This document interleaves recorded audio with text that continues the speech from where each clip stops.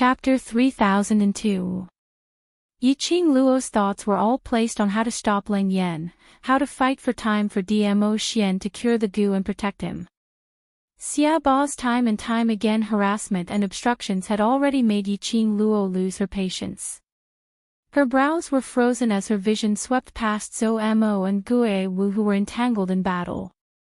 Then she looked towards the brothers and little companions who were fighting against secluded palace. Her brows sunk slightly.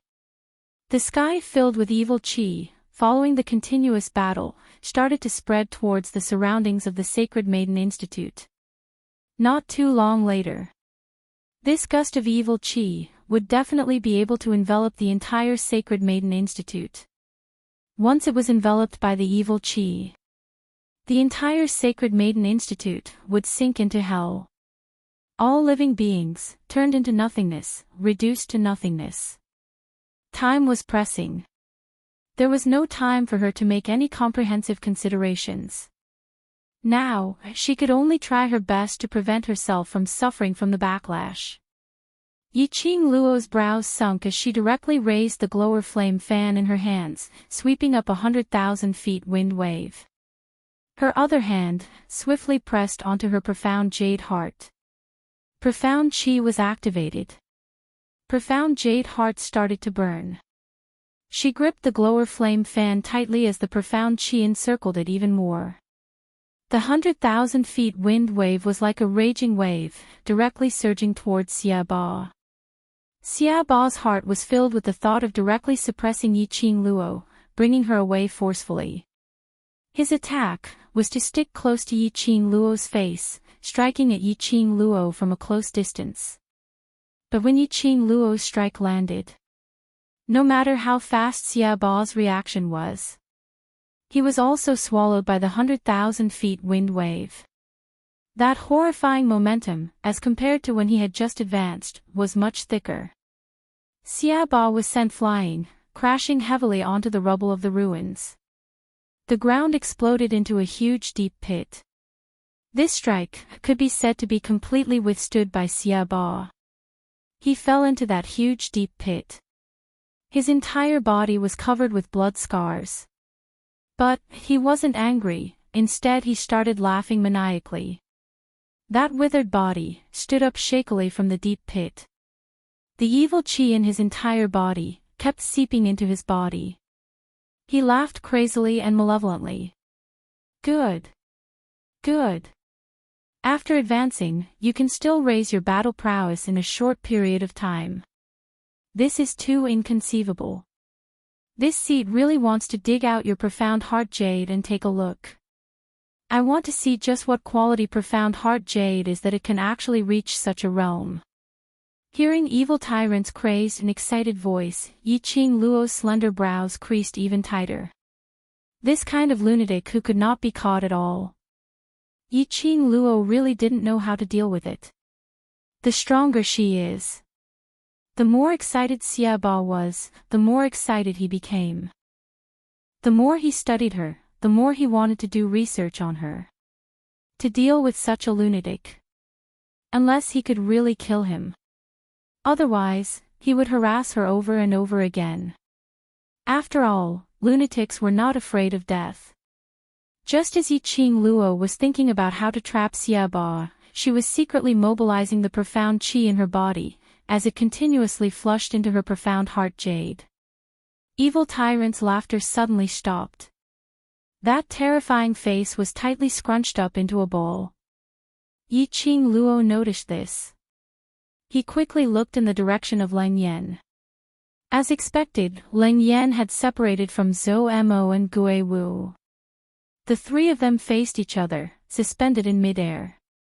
Whereas Leng Yan's gaze looked towards Xia Ba. Yiqing Luo's heart thumped. Apparently, this Leng Yan and Xia Ba were carrying out a secret exchange. What plan did they have? Very quickly, Leng Yan and Xia Ba gave their answer. Just in this one breath's time.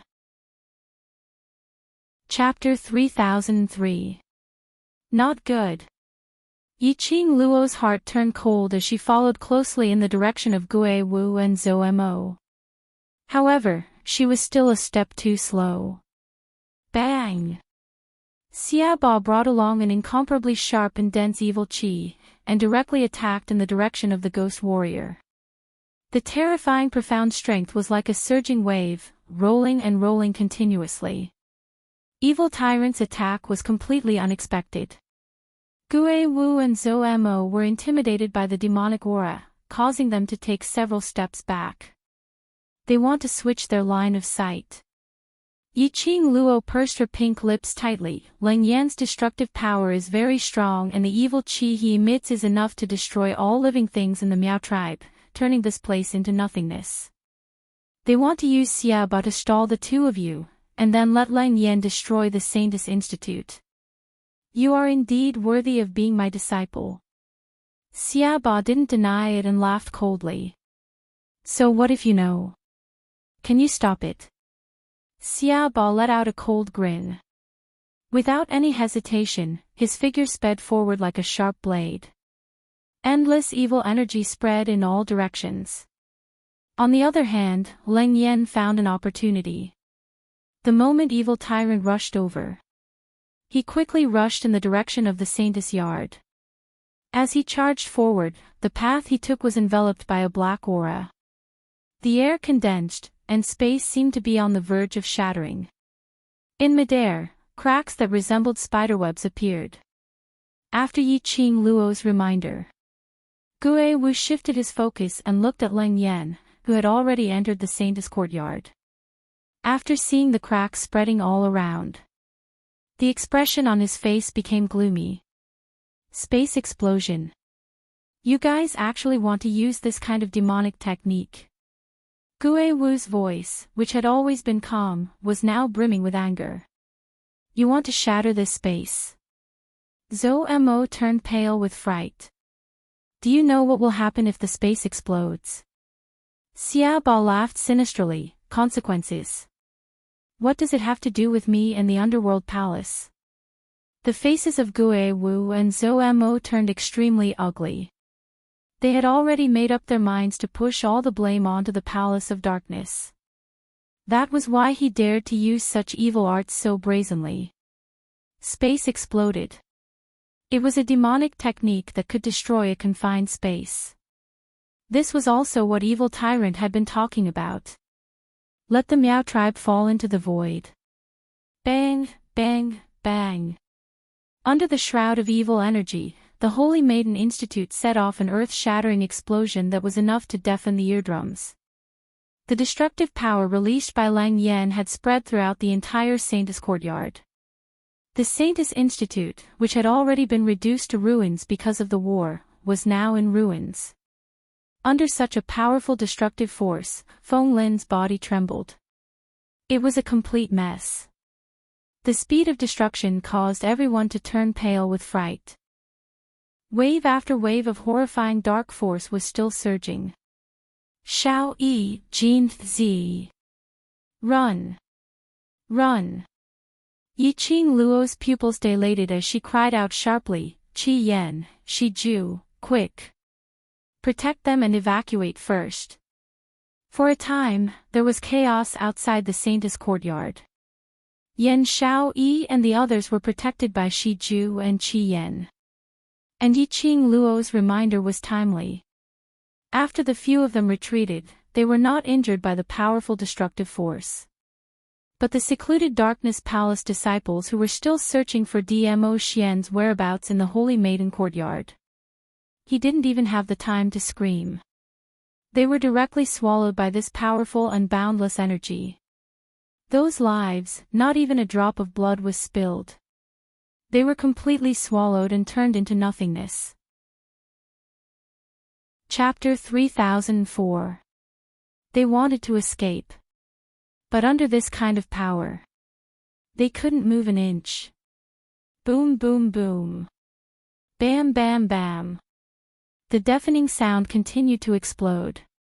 The entire Sacred Maiden Institute space was filled with black cracks as the earth quaked and the mountains shook. The thick and boundless chi waves were still spreading out.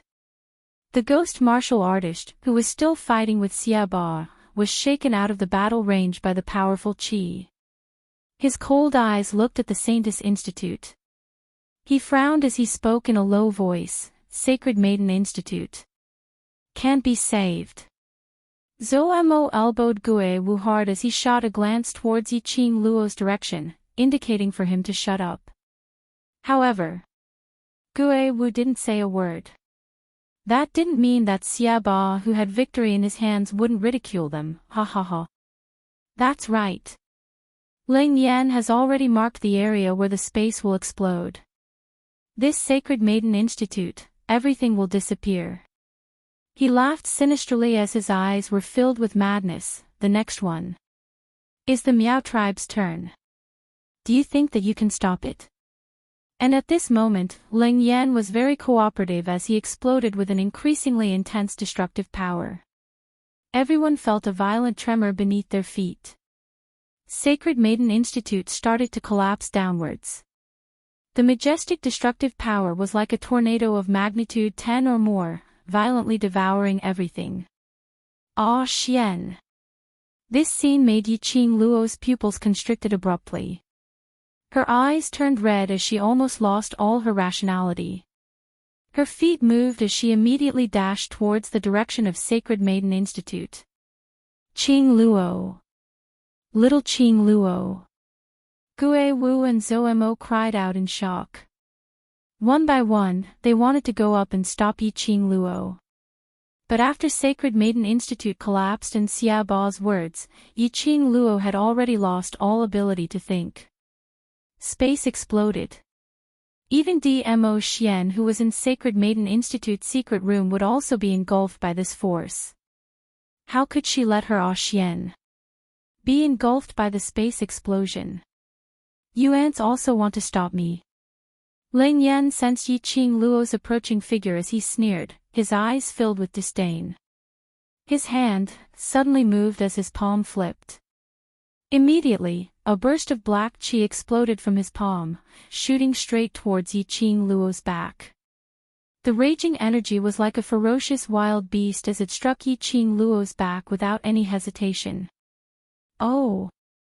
Yiqing Luo gave a muffled groan as her face turned pale. He spat out a mouthful of blood. However, this did not stop her from moving forward. The red blur was still rushing toward the Saintess Institute at the fastest speed. The entire space of the Saintess courtyard was filled with layers of evil energy. It was like a sharp blade, cutting through everything around it. Whereas Yiqing Luo seemed as though she didn't notice anything as she kept on rushing towards the Sacred Maiden courtyard. Endless evil energy enveloped everything. The people outside could not see what was happening in the Saintess yard at all. Yo, no wonder that old fogey Xiaoba has taken a fancy to you. You're indeed a rare talent to be able to withstand my palm strike. Ling Yan's tone was filled with surprise as his pair of evil cold eyes stared at Yiqing Luo's figure.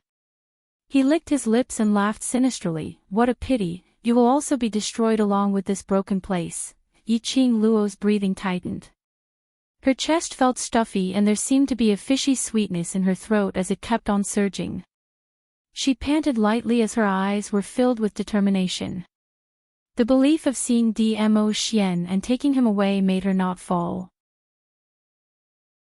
Chapter 3005. Gue Wu's expression turned solemn as he tightly knitted his brows. Zhou gritted his teeth. These people are from the Earth domain. What they were doing now was completely destroying the peace in the lower realm. Even if we make a move and the higher-ups blame us, we are doing this for the sake of balance in the lower realm. Gue Wu's face remained solemn, not saying a word. Zhou simply shook off Gue Wu's hand. Forget it. You're afraid of being investigated by the higher-ups, but I'm not. With that, he flicked his sleeves and was about to rush to the Saintess courtyard. Before he could move, his shoulder was pressed down by Gue Wu's hand. It's not that I don't want to make a move, it's that there's no need for us to make a move now. Gue Wu stared in the direction of the Holy Maiden Institute as he spoke indifferently. What do you mean? Turning his head, Zhou Mo slapped away Gue Wu's hand. This slap was filled with anger, and it was also very powerful. Gue Wu's hands had turned red from all the clapping. However, Gue Wu did not care about it. Retracting his hand, a profound look appeared on his face. This is that girl's tribulation, we can't stop it. F***ck. Zhou Mo cursed. I don't have the time to listen to your mysterious talk. If it was someone else, Leng Yan's move just now would have crippled that girl even if it didn't kill her. Gue Wu narrowed his deep and unfathomable eyes. As for that lass, she managed to hold on. Sister. Sister was hurt by that monster. All of a sudden, Kitty Lee rushed forward and grabbed onto Gue Wu's arm. What do you guys think happened to Big Sister? The Saintess Yard was shrouded in a large evil aura. When Yan Xiaoyi and the rest looked over, it was a black and oppressive evil aura. Among those present, only Gue Wu and Zhou Mo could see what was happening in the Saintess Institute. Zhou Mo hugged Kitty Lee, glanced at Gue Wu and lowered his voice. Wu said nothing will happen, so little Qing Luo will definitely be fine. Kitty Lee's eyes were red and her cheeks were puffed up. The two of you, why didn't you stop them? They killed so many people. The two of you took action to maintain peace and justice. I'm not sure if anything will happen to Qing Luo. Gue Wu did not have any intention of comforting her. His voice was extremely cold as he continued, there's a mysterious power protecting her on her body. However, how long it can protect her will depend on her own luck. You. Kitty Lee was so angry that she clenched her claws tightly. In the end, you just don't want to make a move. You're afraid of getting into trouble. Little wild cat. Zhou Mo's brows creased as he called out to Kitty Lee in a low voice, as his arms hugged her even tighter, all of us are very worried about little Qing Luo. If he's really afraid of getting into trouble, he wouldn't be standing here. Kitty Lee turned her head angrily and struggled, you're not going to save him. Kitty could go by herself. Even if I die, I want to die with Big Sister. Just as they were messing around, Gue Wu suddenly said in a deep voice, the space-shattering demonic technique has begun. Kitty Lee was stunned. Their faces immediately turned pale, and they all stared at the Saintess Yard, which was surrounded by evil qi. The sky was so dark that they couldn't see anything. Leng Yan's destructive power and the might of the space-shattering demonic technique had exceeded Yi Qing Luo's imagination. Earlier Leng Yan's palm strike, although she had swiftly circulated the profound energy in her body to conjure an array barrier to block that strike. But after all, she had withstood a third of the power. This third of the power made it hard for her to breathe. If it wasn't for the fact that she had advanced earlier, and her own internal injury was almost healed, she was afraid that she would have become a corpse by now. She took a deep breath as she raised her eyes and looked in front. She was about to reach the Saintess Pavilion. Chapter 3006. But, just at this moment. Bam! A deafening explosion of energy was heard from behind. Endless evil qi covered the sky, violently and wantonly surged over. The evil qi filled the sky, tearing those black cracks in the air. Yi Qing Luo only felt a violent impact on her back. Her body was sent flying by the demonic aura and she landed heavily on the ground. That evil qi, terrifying and overbearing. It was like a raging storm, swallowing everything in its path. The cracks in the space, bit by bit, tore. The surrounding air was constantly being squeezed, obliterated. Yi Qing Luo struggled, trying to climb up from the ground. However, that evil aura was like Mount Tai pressing down on her, making it hard for her to breathe. Not only that. Under the impact of this evil qi, the space was torn. Yi Qing Luo could feel her internal organs in her body were stirring. So painful, as if in the next moment, she would be swallowed by this evil qi, turning into ashes. This kind of pain was not only physical pain. Even her soul seemed to be sucked away by this evil qi. Yiqing Luo couldn't tell what kind of feeling this was. Like there were numerous thin needles, densely packed, each sharp and cold, piercing her body. Pain. Heart-wrenching pain continued to spread in her body. That kind of soul-stripping.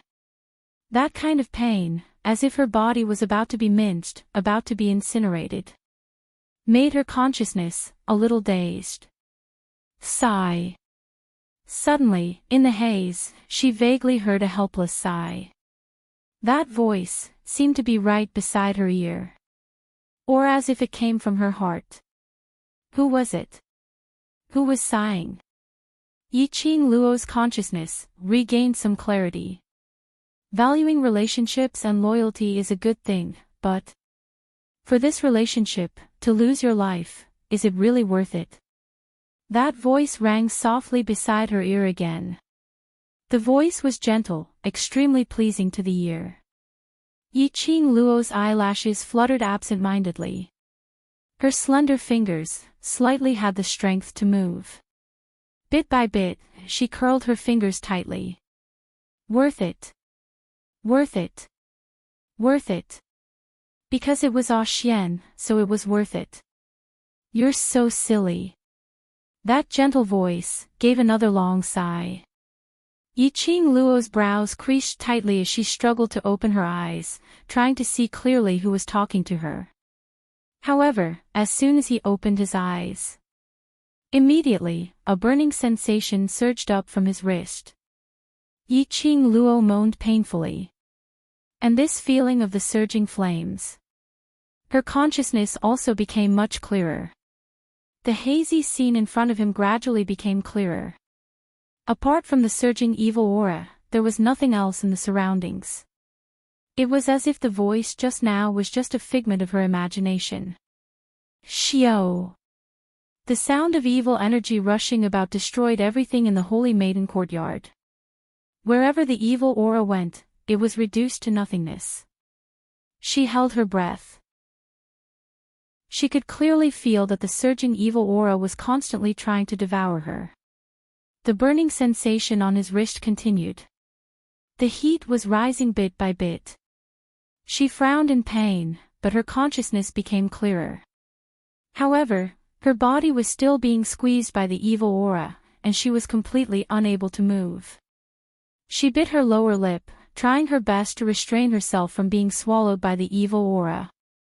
As she vigilantly gathered her mental energy, she sized up the surroundings. Suddenly, her pupils contracted slightly, as it fixed on a certain direction. The surging evil aura kept moving towards that direction. Her heart suddenly trembled fiercely. Xian. Chapter 3007. That direction was the direction of Saint Maiden Pavilion. Xian was still in the secret room of Saint Maiden Pavilion. In front of her eyes, a tall figure seemed to appear. That purple-robed man with peerless elegance was smiling at her. Her eyelashes fluttered. Xian. When she saw this figure, her body seemed to be filled with energy. Her legs moved with difficulty as she pounced towards the direction of that figure. But at the next moment, endless surging evil qi madly surged towards that figure. Yiqing Luo's hands missed. She fell heavily onto the ground. She looked helplessly at the surging evil qi in front of her, completely swallowing that peerless elegance figure. Xian. Xian. Xian. Yiqing Luo's heart felt a dull pain. She tried her best to call out Dmo Xian's name. But her throat seemed to be blocked by something, making her unable to make a single sound. Tears rolled down from the corners of her eyes. Drop by drop, fell onto her wrist. The scorching heat once again engulfed her. Still struggling on your deathbed? Ling Yan smiled sinisterly, his face filled with complacency. Bit by bit, he shifted his gaze to the opposite, on that row of people. On seeing those people, each and every one of them, their eyes were filled with hatred, as though they couldn't wait to cut him into 1,000 pieces. His smile became even more joyous. He loved this kind of gaze. Loved this kind of feeling, that they hated him, but couldn't do anything to him. This was the path of the strong which he pursued. No one dared to go against all his actions. So what if they hated him? What could they do to him? No living being can escape from this kind of evil art. You'd better give up. Lang Yan laughed sinisterly, not concealing his own complacency. This Seat's disciple is still inside. You should at least spare her life. Although Xiaoba's words had the intention to blame Lang Yan, but that tone was filled with pride. They, the people from Hell Palace, would absolutely not lose. Unless they were unwilling. Otherwise, there was no mission which could not be completed. What's the use of having that kind of disciple who doesn't know how to listen? Lang Yan gave a snort, as he didn't have any good impression towards Yiqing Luo. Xiaoba laughed cruelly. His gaze swept coldly towards Gue Wu and Zhou Mo, who had no intention of taking action. Since the two of you don't plan on interfering in this matter, the two of you should pretend that you don't know anything about today's matter. The Underworld Palace's target is only the two of them inside. His withered hand pointed to the Saintess Yard, which had been swallowed by the evil aura. Kitty Lee, who was in Zhou Mo's arms, couldn't hold it in any longer and roared, "You don't know. You dare to hurt my sister like this, and you want us to pretend that we don't know anything? Even if Kitty fights to the death, I'll bury all of you with me." Kitty. Zhou Mo hugged Kitty Lee tightly, his long arms pulling her into his embrace. Kitty Lee's cute little face was now covered in tears. Zhou Mo felt a dull pain in his heart. He tightened his grip. If Qing Luo dies, I will definitely not live on alone. Yan Xiaoyi clenched the black sickle blade in her hand tightly, her eyes filled with ruthless coldness. Qiao Jin's hand, which was wrapped around Yan Xiaoyi's slender waist, tightened. He opened his mouth, wanting to say something. But looking at the Saintess Yard, which was covered with evil aura. Eventually he shut his mouth. Apparently, he had tacitly agreed to Yan Xiaoyi's words. Ha ha ha. A bunch of ants also want to shine with the sun and moon. Lang Yan swept a disdainful glance at those people. In his eyes. Chapter 3008. And what you said makes sense. Suddenly, a low and deep voice slowly sounded. Everyone's line of sight turned towards the source of the voice. The one who spoke was the silent Gue Wu, who had been the target of everyone's complaints. Yan Xiaoyi's face immediately darkened. Master Gue Wu, we call you master because of your identity and we respect you. However, your actions today are not worthy of our respect for you. Qiao Jin pinched her wrist, indicating for her to stop speaking. Yan Xiaoyi was already angry, her eyes red as she stared at Gue Wu. Master Gue Wu is afraid of getting into trouble and is not willing to interfere in this matter. We have no complaints, after all, we are not on the same side. So, since Master Gue Wu only wants to watch from the side, then there is no need to help them and ridicule us. Yan Xiaoyi's words caused the scene to become extremely awkward. But no one spoke up to stop Yan Xiaoyi.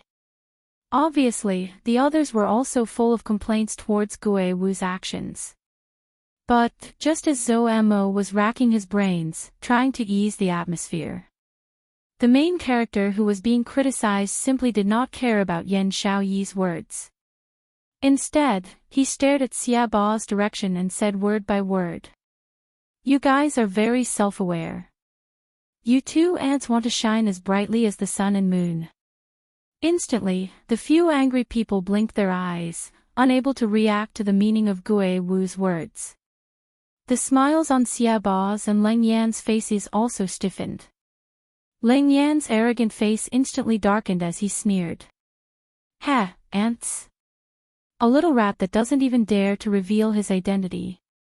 I did not teach you a lesson, and you really think you're something. After saying that, his entire body surged with flames, and he was about to attack Gue Wu. But Gue Wu's expression did not change. In the depths of his cold eyes, there was a trace of coldness. Coming. Gue Wu lightly spat out 2 words.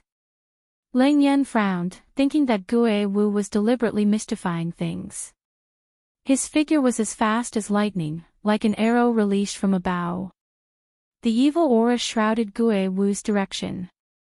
Following his actions, a powerful destructive power surged forth. Just as the evil aura was about to reach Gue Wu, suddenly, a burst of profound force colliding was heard. That thick and vast Xian qi exploded in midair. The dark force rippled, and the surrounding spiritual qi began to ripple. Lang Yan was forced to take a few steps back by the dark force and stopped his attack. This power. No, it can't be.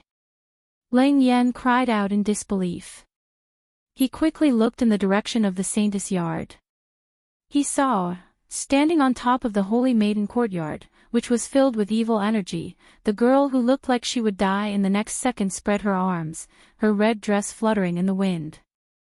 Then, an extremely domineering aura erupted from the girl's body. That power attracted all the spiritual energy in the surroundings, and it started to gather towards her. Ground, air, space, it began to shake violently. Xia Ba's pupils contracted upon seeing this. His cold eyes were filled with astonishment. How is this possible?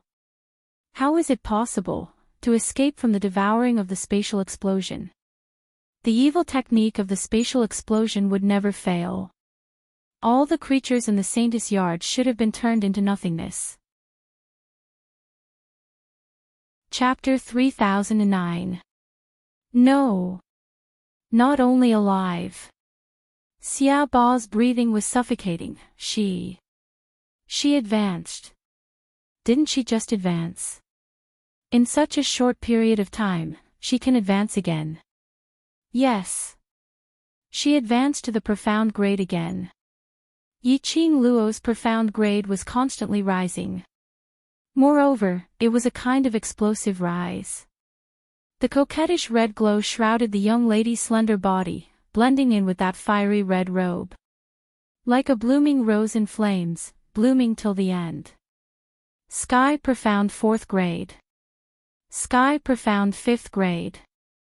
Sky profound 6th grade, along with the advancement of profound grade. The coquettish red glow around Yiqing Luo also sped up. Spinning faster and faster. Spinning faster and faster. Finally, the spinning red glow suddenly surged towards Yiqing Luo's body. Endless red glow enveloped Yiqing Luo.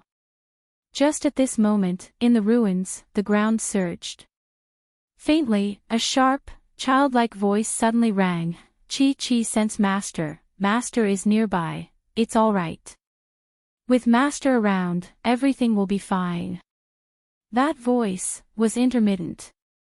As though it was very far away, but also seemed very close. The others couldn't hear it clearly. At this moment, the young lady who was suspended in midair, as though she was isolated from the world, suddenly opened her eyes. Her gaze swiftly looked towards the direction of the voice, looking over. Boom! Only to hear a roar. Violent, shocking profound energy exploded on Yiqing Luo's body. Her breathing gradually stabilized. The coquettish red glow calmly lingered around Yiqing Luo's body. Sky profound 8th grade. Yiqing Luo's profound grade finally stopped at the realm of sky profound 8th grade. Xia Ba was shocked by this surge of energy as he retreated several steps. The gaze which he looked at Yiqing Luo was no longer that kind of excitement and ecstasy, but was filled with disbelief and fear. Just a little bit more. Yiqing Luo was just a little bit away from advancing to Sky Profound 9th grade. If it wasn't for the voice earlier, interrupting Yiqing Luo, Yiqing Luo was very likely to continue advancing. One must know. When he first met Yiqing Luo was just a low-leveled cultivator who had just stepped into Sky Profound realm. Later on when she advanced, she was only at Sky Profound 2nd grade. But now, in a short period of time, if it wasn't for the voices coming from the Sacred Maiden Institute which disrupted Yiqing Luo's thoughts, Yiqing Luo's profound grade would surpass his. Xiaoba, who had witnessed this scene with his own eyes, could not believe his eyes. He couldn't believe that a profound practitioner could raise his cultivation by so much in such a short period of time. Moreover, he didn't seem to be uncomfortable at all. Logically speaking, even if he relied on evil arts or other pills to quickly raise his profound rank. However, with his body's condition, there was no way he could withstand the sudden increase in profound strength. If it was more than what his body could bear, it was very likely that he would suffer a backlash. If it was light, his profound heart jade would be destroyed and he would lose all of his profound strength. In the worst case, his internal organs would rupture and he would die. However, Yiqing Luo had consecutively risen several grades, moreover it was the Sky Profound grade, this extremely difficult to advance profound grade. Yiqing Luo's body had not only withstood Sky Profound 8th grade profound energy. Moreover, it was obvious that he had fused this boundless and powerful energy with his own body. What kind of pervert was she? Was this little girl really only 15 years old? Xiaoba and Lang Yan were not the only ones. Everyone on the scene was shocked. Chapter 30:10. Everyone's gazes shifted towards Gue Wu in unison. Could it be? Right from the start, Gue Wu had no intention to make a move. Not because he was afraid of getting into trouble, but because he had long known that Yiqing Luo would advance at this moment. So he said that there was no need for him to make a move. Facing their gazes, Gue Wu's expression didn't change and his gaze didn't shift at all. Only using a deep and serene gaze, he stared at Yiqing Luo without blinking. Yiqing Luo could feel the surging profound energy in her body. Her entire body, limbs and bones were filled with boundless energy. Enveloped by the red glow, it made her eyes look enchanting. She looked towards the direction where the sound came from. Without any hesitation, she flew over. That was Chi-Chi's voice. She could vaguely sense Chi-Chi's presence. Chi-Chi was fine. Then, Yi and Ah Xian would definitely be fine. She would not let the so-called space explosion destroy the Sacred Maiden compound. She would not let anyone hurt Ah Xian. Yiqing Luo's figure was extremely swift. Lang Yan sensed Yiqing Luo's intention and his expression changed instantly as he shouted Xiaoba's name and flew towards Yiqing Luo's direction. Just as he was flying upwards, Lang Yan swiftly released a thick and overbearing evil qi to mend the crack which was broken by Yiqing Luo earlier. But, just as his evil qi was about to fill up that crack, what met him was a ray of red glow. Lang Yan only managed to see a remnant shadow brushing past. What entered his eyes was a red dress fluttering in the wind and an incoming leg. Bam! That leg landed directly on Lang Yan's face. Ah! Lang Yan cried out miserably as his body flew backwards. He covered his face with both hands. Blood gushed out wildly as it seeped out from his fingers. This leg, Yiqing Luo totally didn't show any mercy as it brought along a thick and terrifying energy as it kicked downwards. If it wasn't for Lang Yan's swift reaction. After being kicked, Zhang Wuji's expression changed. He swiftly mobilized his profound energy to block Yiqing Luo's energy. Otherwise, this kick would absolutely explode Lang Yan's head. Xiaoba's figure quickly appeared in front of Leng Yan. A pair of sinister cold eyes stared intently at Yiqing Luo. Scram! Icy cold words spat out from Yiqing Luo's lips. After Yiqing Luo finished her words, she turned around and headed towards that gap once again. But Yiqing Luo's figure flashed past. That red light, in the midst of the evil aura that filled the sky. It was as if he had opened up a straight path. It also tore a long hole in the space that Leng Yan had created with great difficulty. As a result, the space explosion demonic technique was forced to stop. Xiaoba's eyes widened. His expression congealed and his body was like a missile, chasing after Yiqing Luo's figure. Want to leave? He waved his palms out, and the evil aura seemed to be able to deal with the evil aura in the sky with ease. Yiqing Luo frowned as her expression sunk slightly and her feet moved. Just as Evil Tyrant was about to attack, the ghastly flame fan flipped. In the midst of this evil aura, it was like a flowing flame, shining with a bewitching light. Boom boom boom. Two bursts of profound energy collided. Instantly the hole in the space which had been shaken till it tore even more. Xiaoba frowned. Having his attack blocked by Yiqing Luo once again, he felt that there was no light on his face and his heart was burning with rage. Just Sky Profound 8th grade. He was a Sky Profound 9th grade cultivator. Chapter 30:11. Especially when Yiqing Luo had just advanced to 8th grade and it was continuous advancement. Even if her body could take this kind of burden.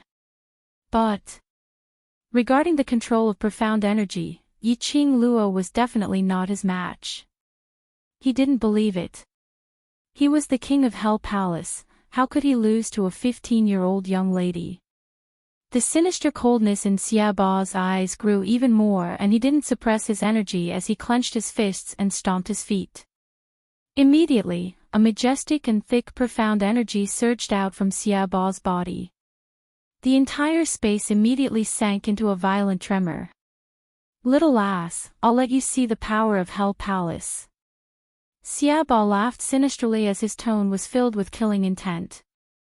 Following that, Xiaoba's speed was obviously not on the same level as before. Moreover, the power he used was shockingly terrifying. Yiqing Luo's brows creased tightly as her eyes were filled with impatience.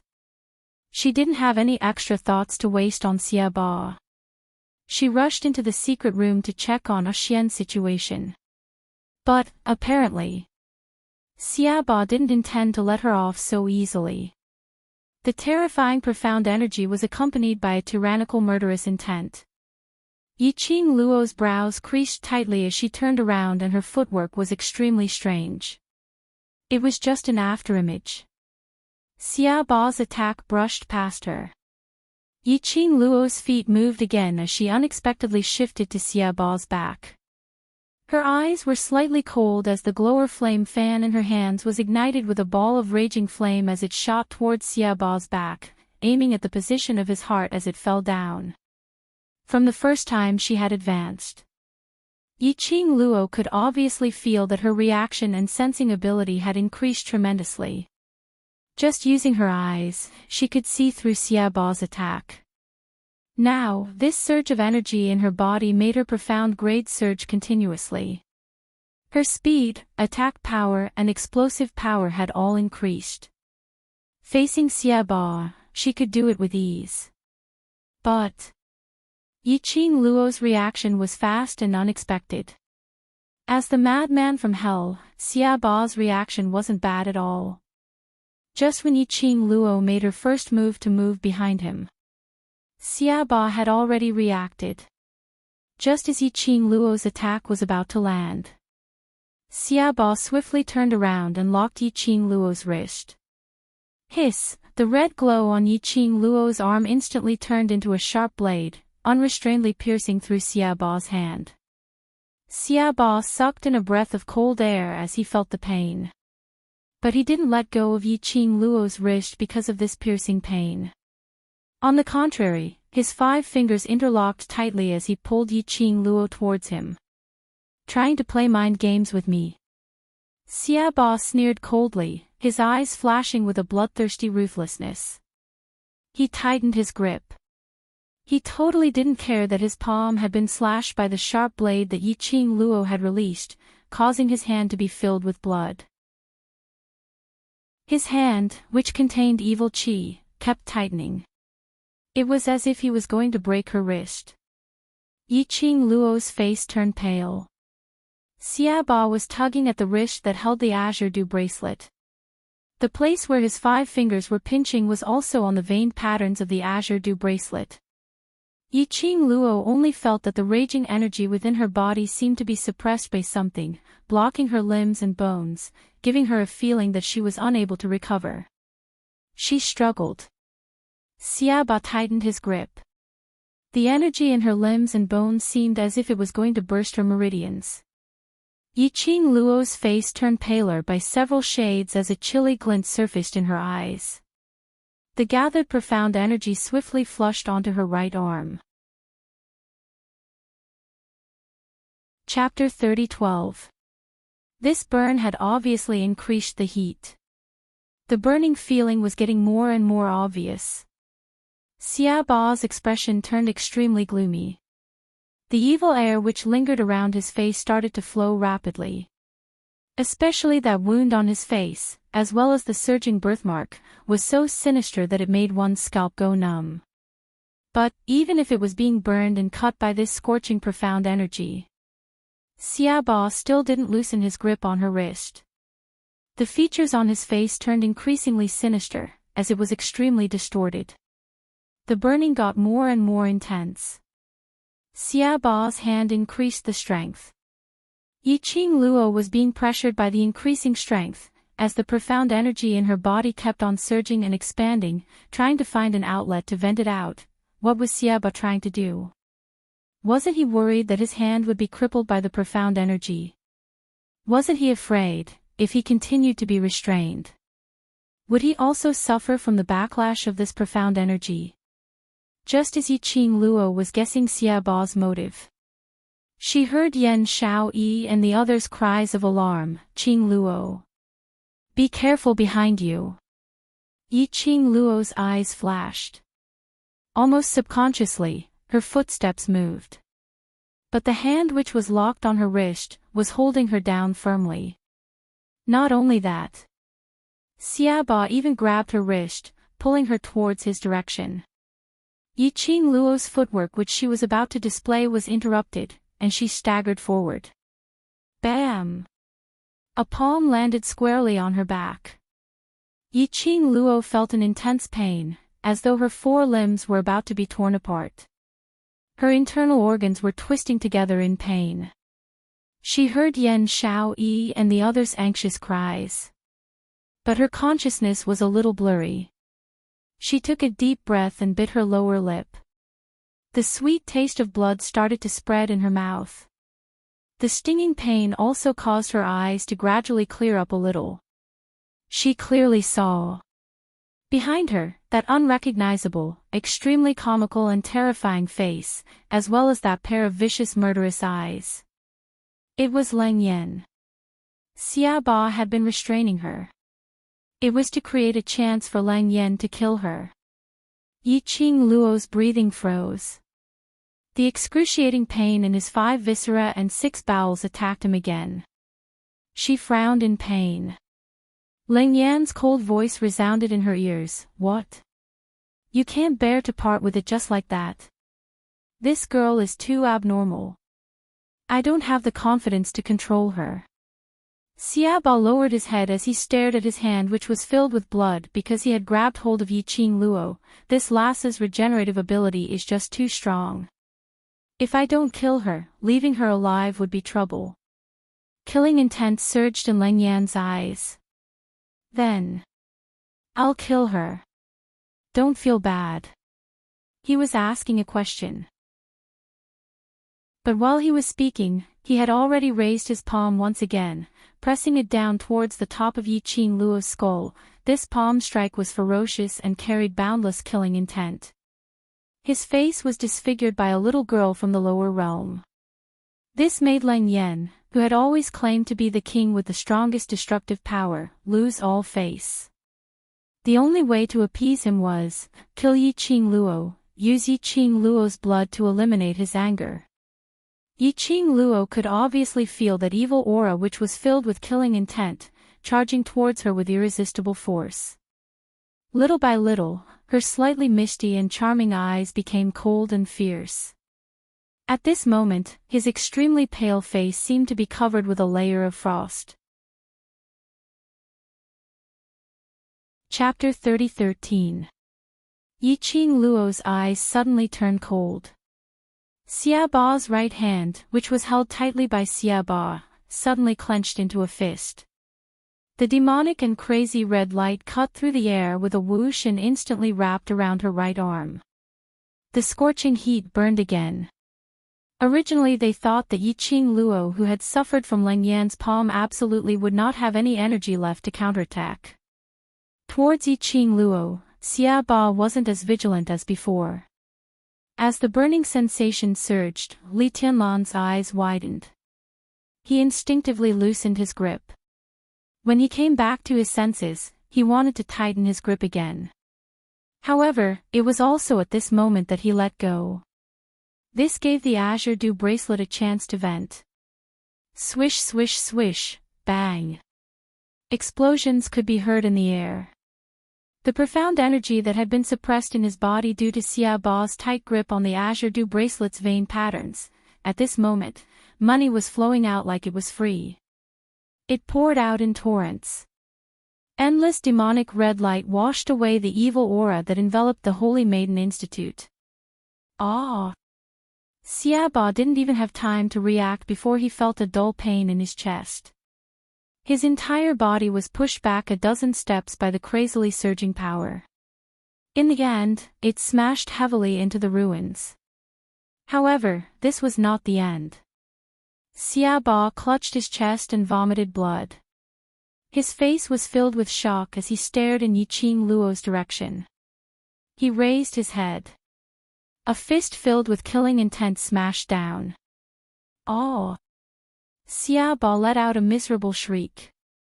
The surrounding ruins collapsed. His dark force surged and his strength surged like a whirlwind. With Yiqing Luo's feet as the epicenter, the surroundings exploded into a huge deep pit. Xia Ba lay limply in the huge pit, his mouth full of blood. His breathing was so weak that it seemed like it would stop at any moment. Yiqing Luo's sudden outburst made Lang Yan's pupils constrict. While Yiqing Luo was dealing with Xia Ba, he quickly retreated. However, in the next instant, the girl standing in the deep pit raised the corner of her lips into a bloodthirsty and treacherous smile. Don't be anxious, now, it's your turn. As the bewitching and ruthless voice came to an end, Lang Yan's heart skipped a beat. He opened his eyes wide vigilantly, sensing Yiqing Luo's direction. However, in the next moment, the young girl was already like an arrow that had left the bow, attacking him head-on. Just as Lang Yan was about to dodge, the young girl's figure immediately disappeared before his eyes. Instead, it was replaced by a majestic, spiraling, gigantic fire dragon. The fire dragon bared its fangs and brandished its claws, as if it wanted to swallow him whole. Insignificant skill. Lang Yan's face darkened. He coldly snorted and quickly responded. However, his cold snort didn't even have time to finish. The fire dragon broke through his counterattack and bit down on his face. Bang! Lang Yan's body was smashed into the ground by the force of the fire dragon. Lang Yan groaned in pain, feeling like he was being burned by a raging fire. At the same time, the flying fire dragon suddenly dissipated. The slender and petite figure slowly appeared. Her face was as cold as ice and her eyes were devoid of any emotion. She stared fixedly at Lang Yan and Xia Ba, who were lying in two deep pits, howling in pain but unable to resist. Qing Luo. You're too incredible. Sister, you're the person that Kitty admires the most. Qing Luo. Yan Xiaoyi and the others were so shocked by this scene that they couldn't close their mouths. On seeing those two mysterious and powerful people who had lost their battle power, they immediately went forward with a face full of excitement and agitation. But, at the next moment. Chapter 30:14. Qing Luo. The few of them's joyous expression froze on their faces. The few of them immediately rushed forward, trying to catch Qing Luo. But a figure with an even faster speed overtook them.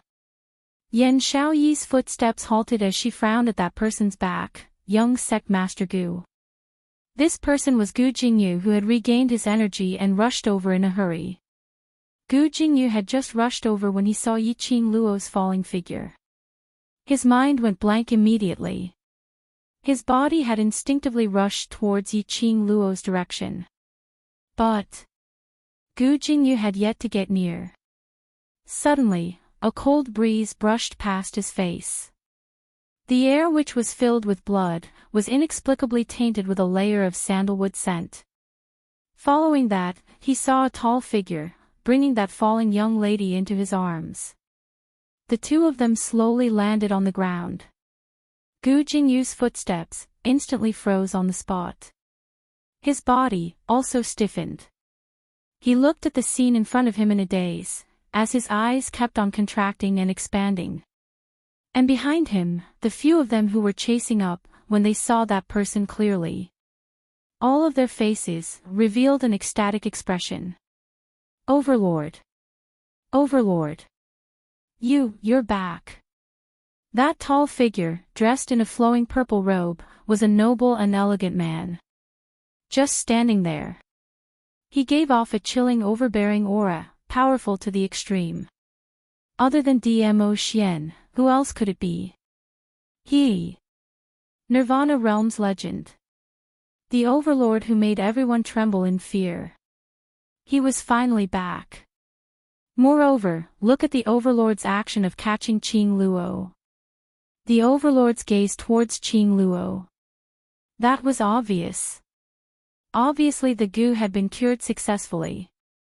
The few of them were so agitated that their eyes were brimming with tears. The overlord had rushed over in time. Qing Luo would absolutely be fine. Qing Luo. Beside him, Gu Jingyu opened his mouth hoarsely, as he stared unwillingly at the young lady in the man's arms, as he clenched his fists tightly. If he was a little faster. A little faster.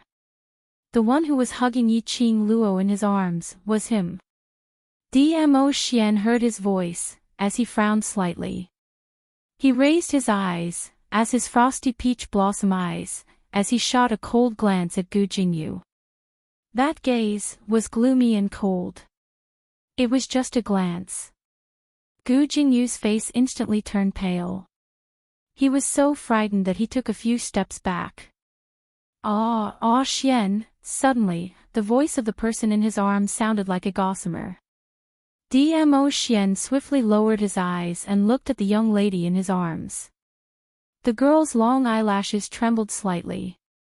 In the haze, she seemed to see a familiar face. The familiar scent of sandalwood filled his nostrils. The exhaustion in her body unknowingly loosened. She wanted to laugh. She smiled at him, who she had been thinking about day and night. She tried to lift her hand. She wanted to touch the face that she missed so much. However, she didn't even have the strength to lift the corners of her mouth. He couldn't even lift his hand. At the same time, his body and mind relaxed. Her vision darkened, and she fell into a deep sleep. Little Luo, a hoarse voice spilled out from Dmo Xian's thin lips. His arms tightened around the girl in his embrace. The girl's delicate body was as light as a feather. His hands were trembling. His heart seemed to be soaked in ice frost. Especially, the young lady's pale complexion pierced his eyes. His gloomy peach blossom eyes were surging with gloomy light, as it fluctuated violently. Secluded palace. Kill without mercy. The icy cold words were spat out from Dmo Xian's mouth. Chapter 30:15. How could he possibly? In a corner not far from the Sacred Maiden Institute, the lady who was curled up on the back of the huge magical beast seemed to have lost all her energy as she laid on the magical beast's back. The lady stared in shock at the Sacred Maiden Institute, at that tall figure. Her heart was filled with endless fear. I will protect you. The black-robed man behind her squatted down and took the lady into his arms as he comforted her gently. Don't be afraid, I won't let anything happen to you. These two people were Wolf Saint Magic and Fox Saint Magic. They had been hiding in the dark. They were thinking of waiting for the helpers from the Hell Palace to successfully exterminate the Sacred Maiden Institute. Then they would appear and snatch the credit. But they had not expected this at all. Yiqing Luo was actually so tenacious. She was able to break through her limits time and time again, surpassing herself. And just based on her own strength, she completely oppressed the two experts from the Hell Palace. One must know. When the Palace Lord mentioned the Hell Palace, his tone was filled with the determination to win. They had heard of the Hell Palace's prestige. But these two people in the Hell Palace, whose abilities even the Palace Lord thought highly of, were completely oppressed by Yiqing Luo. Now, Dmo Xian had appeared safe and sound. From Dmo Xian's tone earlier, they could totally hear it. How deep was Dmo Xian's accumulated anger right now? Didn't Fourth Elder Miao said. He was poisoned by the Miao tribe's ancestors' venom, and it's a double venom of centrifugal venom and love venom. Wolf Saint Magic hugged the trembling person as he comforted her gently. Just based on that newly appointed Miao Yi, it's absolutely impossible to cure the venom in Dmo Xian's body. There's a possibility that Dmo Xian sensed that Yiqing Luo was in danger and forced himself to come over to save Yiqing Luo. As though to convince Fox Saint Magic, or to convince himself, Wolf Saint Magic nodded his head vigorously. Dmo Xian is absolutely putting on an act now. His large palm rubbed Fox Saint Magic's head. I'll let the blood sacrifice bring you away. Fox Saint Magic grabbed the magical beast beneath him, which was the blood sacrifice's fur. Then you, what about you? I said before, I will protect you. Wolf Saint Magic smiled gently at her, totally different from his usual gloomy temperament.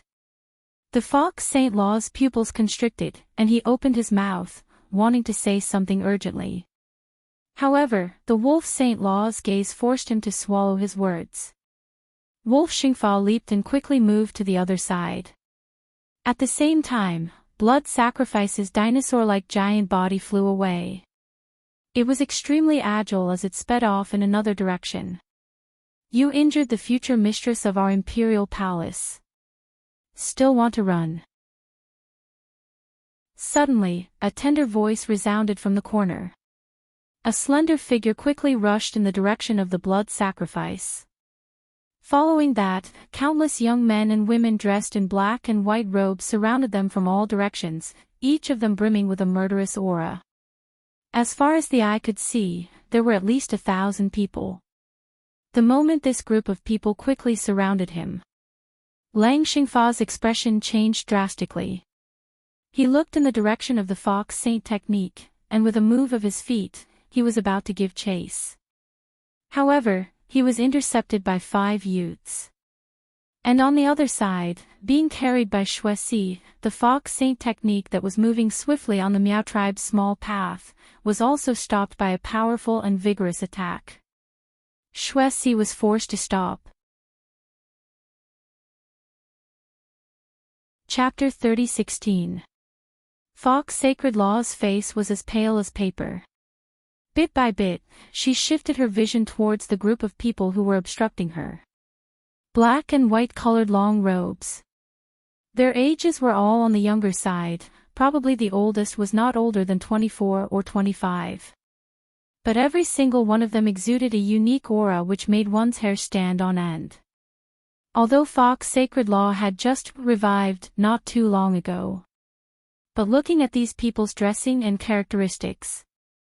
In his mind, there were two words that immediately appeared: Imperial Palace. Yes, Imperial Palace. These people. They were all Imperial Palace's disciples. Only the Emperor Palace could nurture such a terrifying disciple. Only the Imperial Palace could have such a powerful aura. The #1 palace in the world was definitely not an undeserved reputation. The Overlord said, everyone from Abysmal Palace are to be killed without mercy. A cold and elegant voice was heard from the front.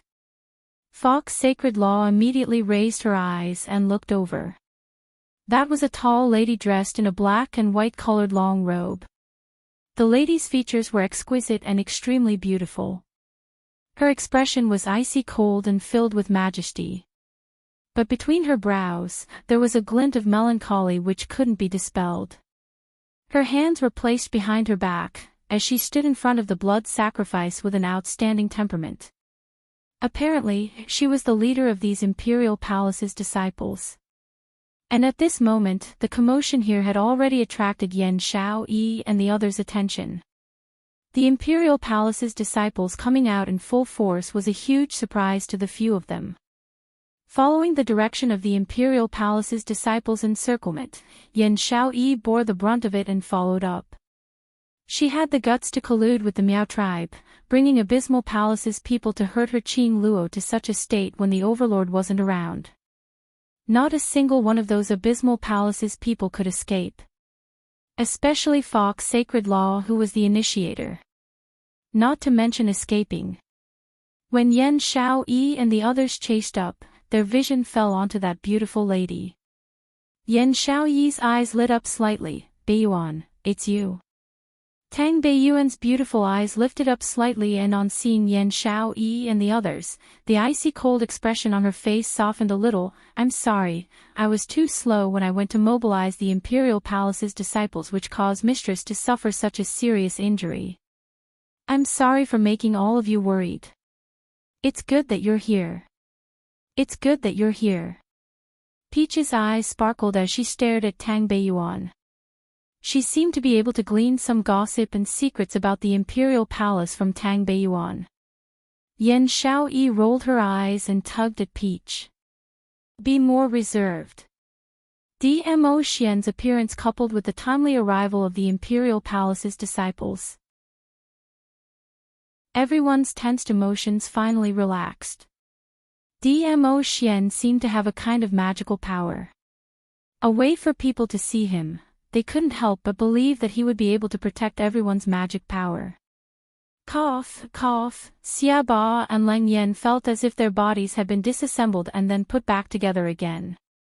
Just the slightest movement would cause them a heart-wrenching pain. They struggled to stand up from the huge pit. Blood rolled down from their bodies. Their bodies swayed unsteadily. Damn it, that scoundrel, actually managed to injure us. Lang Yan clenched his teeth in dissatisfaction. He could not believe that he, who was known as the King of Destruction, was beaten to such a state by a little girl who had not even grown her hair yet. If he returned to the underworld palace like this, how could he have the face to continue living? Bam!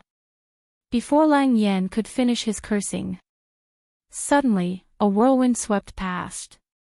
It directly landed a palm on his face.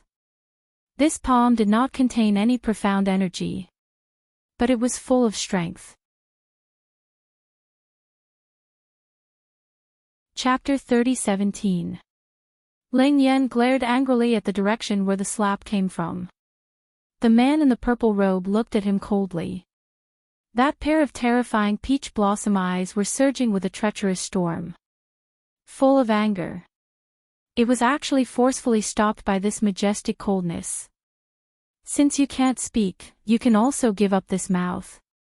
The voice was as cold as ice, as if wrapped in frost. Lang Yan's heart trembled, the hand covering his face also froze. The next moment, Lang Yan only felt a bone-chilling wind blowing against his face, not giving him time to react. His feet left the ground. His feet kept flopping, struggling. An unshakable profound energy wrapped around his neck. Ugh! The feeling of suffocation made Lang Yan's strength gradually dissipate. His consciousness was fading. The feeling of pain left him no room to resist.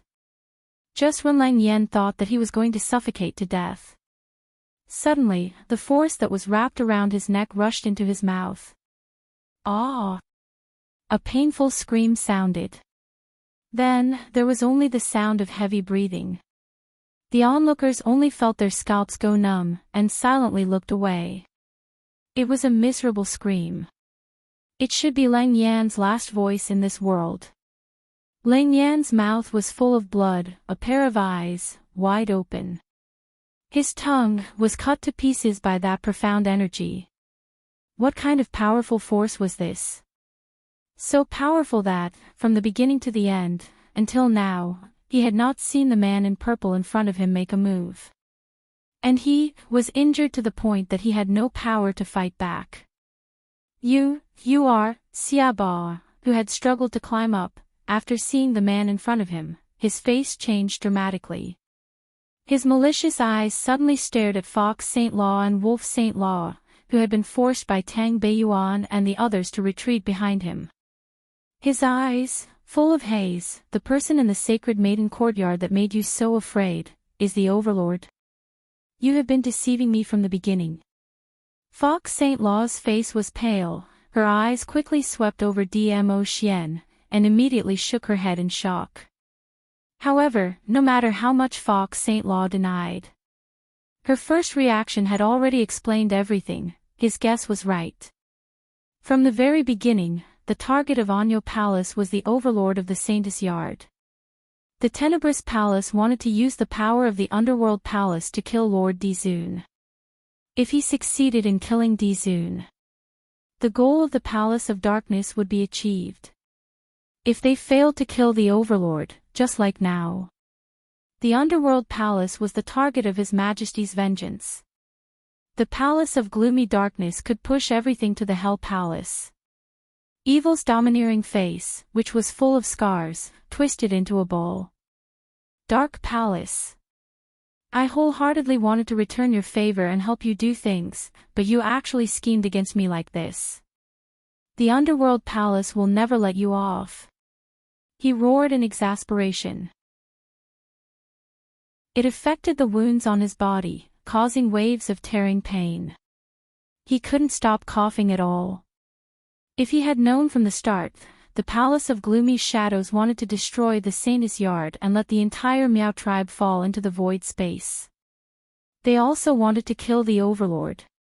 They would never get involved in this mess. Although the Underworld Palace was a concentration camp for a bunch of lunatics who were not afraid of death. But it didn't mean that they were a bunch of brainless lunatics. They were indeed not afraid of death, but they were afraid of the Overlord.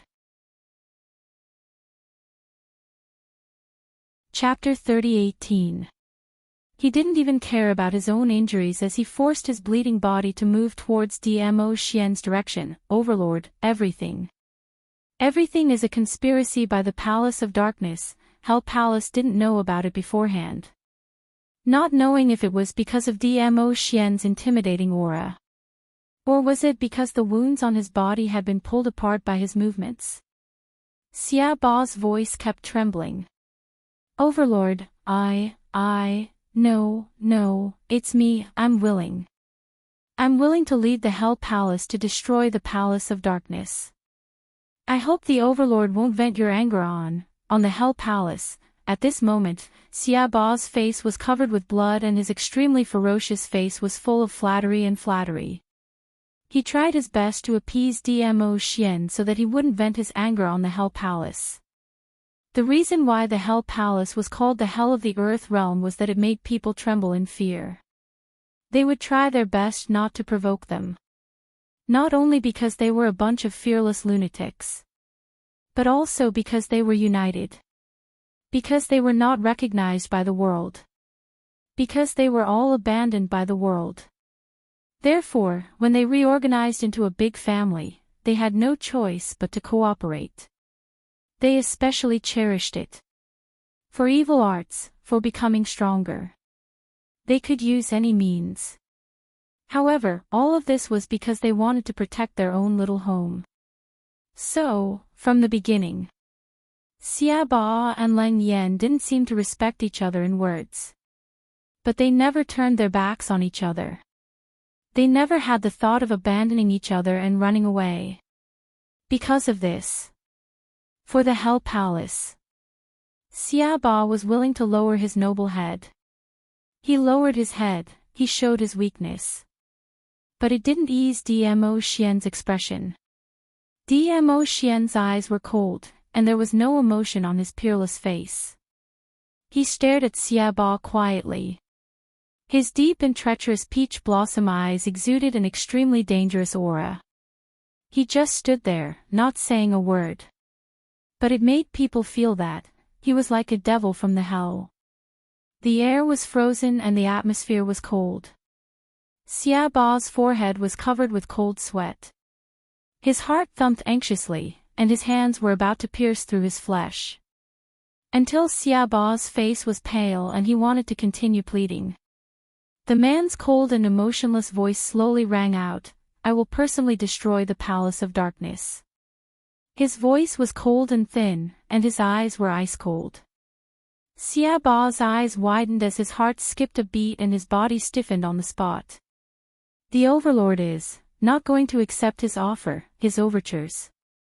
But Dmo Xian's indifferent voice sounded again. He only spat out 2 words when he said that. It made Xia Ba's heart rise to his throat. Dmo Xian narrowed his shimmering peach blossom eyes and a dangerous aura started to spread out from his surroundings. His coquettish thin lips curled into a dangerous arc as he said word by word, "I won't take your lives." The words seemed to have given Xia Ba and Leng Yan great hope. Both of them raised their heads in delight as they looked at Dmo Xian in shock. At this moment, they no longer looked as arrogant as before.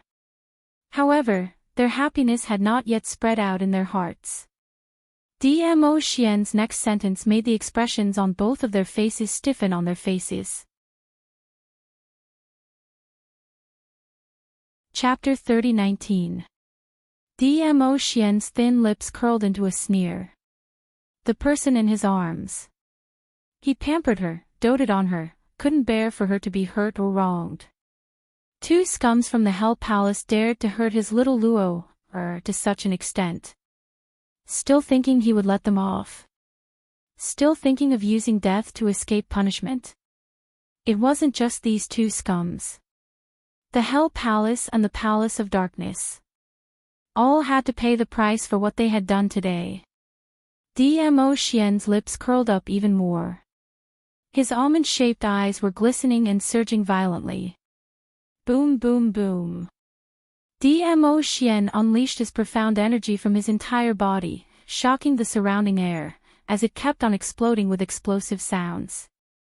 Xia Ba's body was still swaying. It was suddenly blasted apart by this explosion. So shocked that he knelt on the ground. His knees landed heavily on the rubble that was scattered all over the ground. The sharp stones pierced into his knees. Xia Ba's face turned pale, struggling to get up. However, before he could move, an overwhelming pressure pressed down on his back. Like 1,000 pounds pressing down on him. He couldn't even move. Those disciples of the Palace of Darkness who were still alive listened to the Wolf Saint Law's command. Under this powerful force, one by one, they exploded and died. The exploded minced meat and blood gradually stained the ground. The shocking thing was, in this space, it wasn't just the disciples of the Palace of Darkness who were surrounded. There were also the Imperial Palace disciples and other Miao tribesmen. But this violent surge of profound energy bypassed the Imperial Palace disciples and the Miao tribesmen. All of it hit the disciples of the Palace of Darkness. Aw, aw, aw. Save us. Assistant Palace Master, save us. We don't want to die.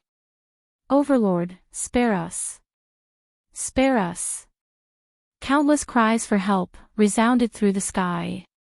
But no matter how they cried for help, how they wailed, it couldn't appease Dmo Xian's anger. Blood stained the ground. The surrounding was destroyed, there was almost no place to stand. Facing this scene, Dmo Xian's expression didn't change at all. Only when he looked down at the unconscious girl in his arms, his cold and stiff face had a trace of gentleness. He raised his hand. His slender fingers gently caressed Yiqing Luo's face. This was just the interest. Now, his little Luo heir was more important. Dmo Xian's brows turned even gentler. He held Yiqing Luo's little hand in one hand as he placed it by his lips and gave it a light kiss. Gazing at Yiqing Luo's gaze, it was so gentle that water could be pinched out. Kill everyone from the Dark Nether Palace. However, when his lips left the back of Yiqing Luo's hand, a clear and melodious voice followed. He lowered his voice as if he was worried that he would wake up the person in his arms. His face was also gentle. But the words that came out of his mouth were bone-chilling. Dmo Xian's vision shot towards a certain direction. Suddenly, a gust of wind swept over. Descending from the sky, a snow-white nine-tailed fox with 9 tails dancing wildly in the wind stood steadily in front of Dmo Xian. Dmo Xian's eyes lit up. Dmo Xian gently hugged Yiqing Luo as he slowly stepped onto the 9-tailed fox. It was accompanied by his icy cold voice. Bring the 2 people from Hell Palace back to the Imperial Palace's dungeon, use profound ice shackles to lock them up. Standing on Little Nine's back, Dmo Xian sat down, letting the young lady lean into his arms in a comfortable position. Chapter 30-20. When Xiaba and Lang Yan heard that, they instantly turned pale with fright. Lang Yan gave out a woo-woo sound as he panted heavily. His face was totally unrecognizable, only that pair of eyes were opened wide, filled with a vicious haze. Xiaba clenched his teeth tightly as he clenched his fists, trying his best to suppress the anger in his heart. There were legends regarding Dmo Xian. Even for them, this bunch of lunatics who only knew how to cultivate evil arts and only knew how to hunt strange prey, they had all heard of it. Even if they were at their peak, they might not be able to defeat Dmo Xian if they joined hands. Not to mention the fact that they were badly injured after being tortured by Yiqing Luo. They totally had no way to resist. Overlord. Xiaba's eyes turned red as he refused to give up and tried to negotiate with Dmo Xian. However, Dmo Xian, whose heart was filled with Yiqing Luo's injuries, totally had no mood to bother about them. Just as Xiaba was about to charge forward unwillingly, a stench filled with a fishy smell blew across his face, directly onto Xiaba's face. Following that, he saw 9 white tails sweeping past his eyes. Xiaba's expression instantly turned as black as charcoal. Earlier, he was defeated by 9-tailed fox's fart. His eyes were filled with viciousness as he clenched his teeth so hard that it made a grinding sound. Little Nine arrogantly flicked his tail as he turned into a white shadow, disappearing into the horizon. Yiqing Luo was in a daze, and from time to time, she could feel a raging fire burning within her body. Just as he was struggling to expel the burning sensation, he felt a chill run down his spine. But a warm big palm gently held her little hand. And a gentle voice, whispering into her ear. She couldn't hear clearly what that voice was saying. But her heart inexplicably felt at peace. Even that burning feeling in her body, gradually extinguished in her heart. And in a blur, she felt someone using a warm, soft towel, brushing against her skin bit by bit. Vaguely, she also smelled an extremely familiar and pleasant scent. It made her greedily want to smell it for a while more. She moaned comfortably and once again fell into a deep slumber. The surroundings were quiet and silent. Yiqing Luo's curly long eyelashes trembled slightly. Suddenly, she felt that there was something in her arms that was moving and moving.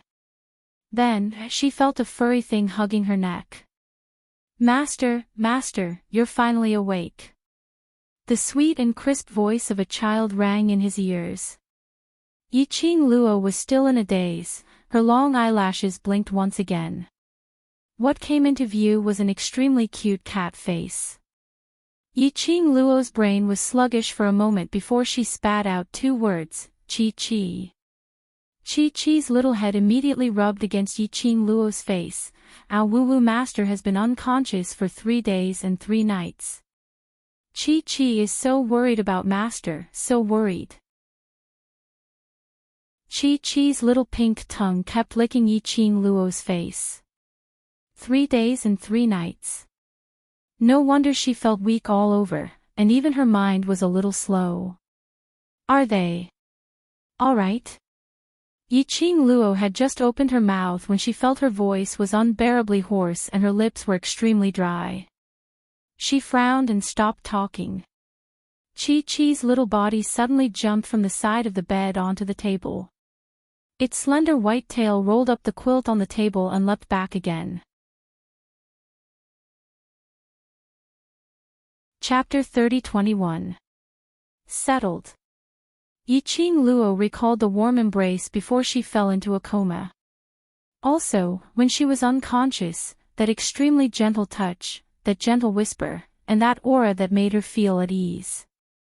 Her pupils dilated slightly. "Chi-Chi, Xian He, the poison in his body, has it been cured?" "It's cured."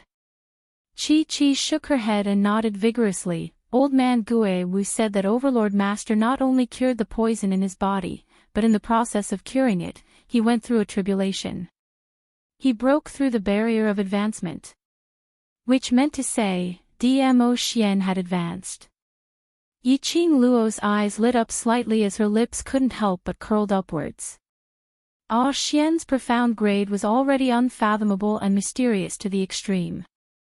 Breaking through and advancing was an extremely difficult thing. Now he was able to advance. It was also a blessing in disguise. Yiqing Luo's heart had just calmed down when she thought of something as the smile on her lips faded, then ee is fine, everyone is fine. Chi-Chi licked Yiqing Luo's face. "Master, lie down properly and don't talk anymore." Chi-Chi will tell Master slowly. Under Chi-Chi's insistent gaze, Yiqing Luo slowly lay back on the bed. Chi-Chi nestled in her arms and told Yiqing Luo about what happened after Yiqing Luo had fainted. From Chi-Chi's mouth, Yiqing Luo knew that she was now in the Imperial Palace. This was Dmo Xian's room. And the 2 people from the Hell Palace were imprisoned in the most secret dungeon in the Imperial Palace. Over at the Seclusion Palace, those disciples who went to the Miao tribe had all lost their lives. Only one person from the Seclusion Palace managed to escape alive. That person was the Fox Saint technique. The reason why the Fox Saint technique was able to escape was because the Wolf Saint technique had exchanged his life for hers. When Yiqing Luo heard her man's boyfriend power to the max, Yiqing Luo's eyes couldn't help but start to bubble with pink bubbles. No wonder he was her Ah Xian. He was so handsome that it made one suffocated. As for that Fox Saint technique, escaping, to her, was the biggest torture. The Wolf Saint technique died to save her.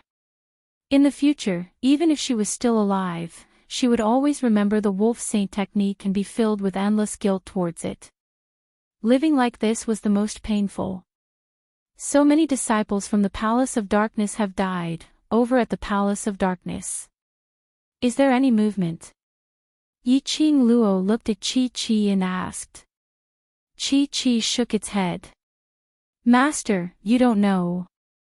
When you fainted in Overlord Master's arms, Overlord Master was so terrifying. He looked like a demon that had just walked out of hell. If it wasn't for the fact that I was worried about you, Overlord, you would have killed those disciples of Dark Palace with your own hands. Speaking of the scene at that time, Chi-Chi's tiger eyes opened wide. Dizun Master is really angry. The Palace of Gloomy Shadows has suffered such a great loss. How would they dare to cause trouble again? Then, what about the Underworld Palace? Yiqing Luo asked again. Chi replied, Dizun Master said that after Master's body recovers, we will go to the Underworld Palace together to avenge you. When Yiqing Luo heard that, her brows overflowed with a faint smile. This man, he was truly meticulous. He also knew that she really wanted to take revenge with her own hands. So she specially spared Lang Yan and Xia Ba's lives, waiting for her body to completely recover to its original state. The man and the beast were talking. Yiqing Luo's ears twitched. She heard light footsteps approaching from outside the door. Chapter 30-22. Yiqing Luo pursed her lips and shot a glance at Chi before closing her eyes. Chi blinked its tiger eyes and closed its eyes, nestling in Yiqing Luo's arms. The man and the beast breathed calmly. The footsteps stopped at the door. There was a soft sound of the door opening. Yiqing Luo could hear that the room door was opened by a tiny gap. A few pairs of eyes glanced at her. Based on his intuition, Yiqing Luo expressed that these gazes weren't friendly at all. She sensed it for a bit. He could roughly confirm that there were 5 women standing outside. She's still asleep. A woman lowered her voice and slowly retreated. The door closed again. After confirming that Yiqing Luo had fallen asleep, those few ladies spoke without any reservations. This is the woman Dizun brought back. He doesn't look as stunning as Hallmaster Tang described him to be. Even if she isn't a celestial being, Dizun likes her anyway. If Dizun likes her, even if she's ugly, Hallmaster Tang will praise her to the skies. I really don't know what the Overlord sees in her. If it wasn't for her, our Imperial Palace wouldn't be in such a passive position. We even dare to step on the newly established Palace of Darkness. I know, right? The women's tone was filled with resentment and disdain towards Yiqing Luo. Only knowing how to rely on our Overlord to flaunt his prowess. Once the Overlord isn't around, he caused himself to almost lose his life. Our Imperial Palace has kept these pills for so many years.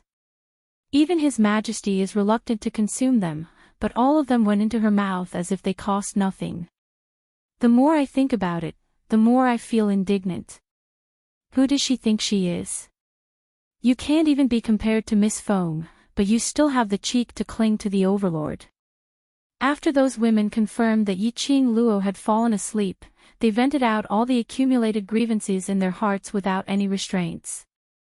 Initially, when Yiqing Luo heard those sarcastic remarks, she was still bewildered. How could there be such a terrifying retarded existence in the Imperial Palace? When he heard one of the names, she understood everything. Miss Feng. Someone with the surname Feng in the Imperial Palace, and someone who could be called Miss. Other than Feng Ling, she couldn't think of anyone else. Windling grew up in the Imperial Palace. With wind chimes, that idiot. It made sense that there were a few idiots in the Imperial Palace. As it turned out, these people were Wind Chime's followers. Now he had run over here to watch this woman who was personally carried back by Dmo Xian. Did he just want to avenge Wind Chimes? I want to prove it. She was not as good as Feng Ling. Yiqing Luo opened her eyes and a chilly intent filled her eyes. Her weak fingers were just about to lift up. It was easily pressed down by Chi-Chi's tail. In his mind, Chi-Chi's voice resounded. Master, you've just woken up. You can't use your dark force. Chi will go and teach those baddies who are gossiping outside a lesson. After saying that, Chi was about to let go of Yiqing Luo and rush out of the door. But suddenly they heard an angry voice. What are you all doing at Qing Luo's entrance? Which hall are you maids from? How dare you be so rude? The few women who were still talking with confidence and composure were immediately frightened to the point of crying out in alarm. Is the quality of the imperial palace's maidservants so low? You even dare to talk about your own master? That voice was filled with anger. Chapter 30-23. After the female attendant finished her sentence, she sized up the man in front of her. Following that, she covered her mouth as her gaze moved between the direction of the man and the tightly shut door. Young sect master Gu, you're merely a guest of the imperial palace, you have no right to shout and wrangle in front of us. As the female attendant was saying that, her tone turned strange. Speaking of this, young sect master Gu has been running over here for the past few days. Don't tell me that. The woman inside is the woman whom the overlord had personally brought back. Gu Jingyu's expression sunk as his gentle brows were filled with anger. Don't you dare spout nonsense. There's nothing between this young master and Qing Luo. If you still know that Qing Luo is the woman whom the overlord had personally brought back, and is your future mistress, then you shouldn't be spouting nonsense behind my back. The overlord had never acknowledged her identity, so she's only the overlord's bed-warming maid. That female attendant's tone was filled with disdain. One person took the lead. The other few female attendants didn't have any fear in them. That's right. What future mistress, that's all in your dreams. We're spouting nonsense. You kept coming over to take a peek at that woman, do you think we don't know? How can this be called as being innocent? The few female attendants totally didn't have any misgivings because of Gu Jingyu's identity. In their hearts, the imperial palace was this world's biggest power. What four great sects, what young sect master. They were all fearless. Gu Jingyu was so infuriated by their shameless words that his brows creased tightly as he flew into a rage. You bunch of young lasses who have no respect for your master. Today this young sect master shall help your overlord to teach you how to treat your guests properly. Gu Jingyu's brows sunk as a palm wind landed directly on the female attendant's face. Cough. Just at this moment, suddenly a soft cough was heard from the tightly shut room. Gu Jingyu's palm wind instantly froze in midair. Following that, his figure flashed as he speedily dashed to the front of the room door. He raised his hand and was about to push the door open. But following that, he seemed to have thought of something as his hand awkwardly froze in midair as he slowly retracted it. He clenched his fists and stared at Dollar's door. It was as if there was a whirlpool inside him. After some time, he coughed lightly. Qing Luo, how do you feel? Yiqing Luo squinted her eyes slightly as she looked outside the door, at the reflection of the figure as her lips curled up slightly and her voice was slightly hoarse. I'm fine, but your body should be fine, right? In the Miao tribe, Gu Jingyu blocked Xia Ba's attack for her. At that time, he had also suffered very serious injuries. Outside the house, after hearing Yiqing Luo's concerned words, his lips immediately revealed a gentle smile. I'm fine. Yiqing Luo could tell that his voice had softened and could almost guess Gu Jingyu's current expression. For a moment, she didn't know how to respond towards Gu Jingyu's feelings. She could sense it somehow. However, she had no way to determine the sincerity behind these feelings. However, no matter how Gu Jingyu felt about her lover would only be Dmo Xian. There was no doubt about this. Towards Gu Jingyu, she could only say her apologies. Qing Luo, can I come in? Not hearing any sound from inside the house, Gu Jingyu immediately opened his mouth to ask worriedly. Yiqing Luo's eyes drooped as she took a look at herself. She was only wearing a white inner garment. Chapter 30-24. Yiqing Luo was just about to reject him. Gu Jingyu's hand suddenly placed on the door as he clenched his fists tightly, revealing a bellyful of repression. Qing Luo. Follow me, leave this place with me. His voice was laborious as he squeezed out every single word. Follow me to Wind Valley sect. I will let everyone know that you are the future sect mistress. I will not let Wind Valley sect, or anyone in South Water Continent, have the chance to bully you. Gu Jingyu seemed to have suppressed it for a long time, and at this moment, he finally couldn't hold it in any longer and exploded out. The words that were buried in his heart finally came out. Gu Jingyu. Yiqing Luo's expression sunk when she heard Gu Jingyu's words.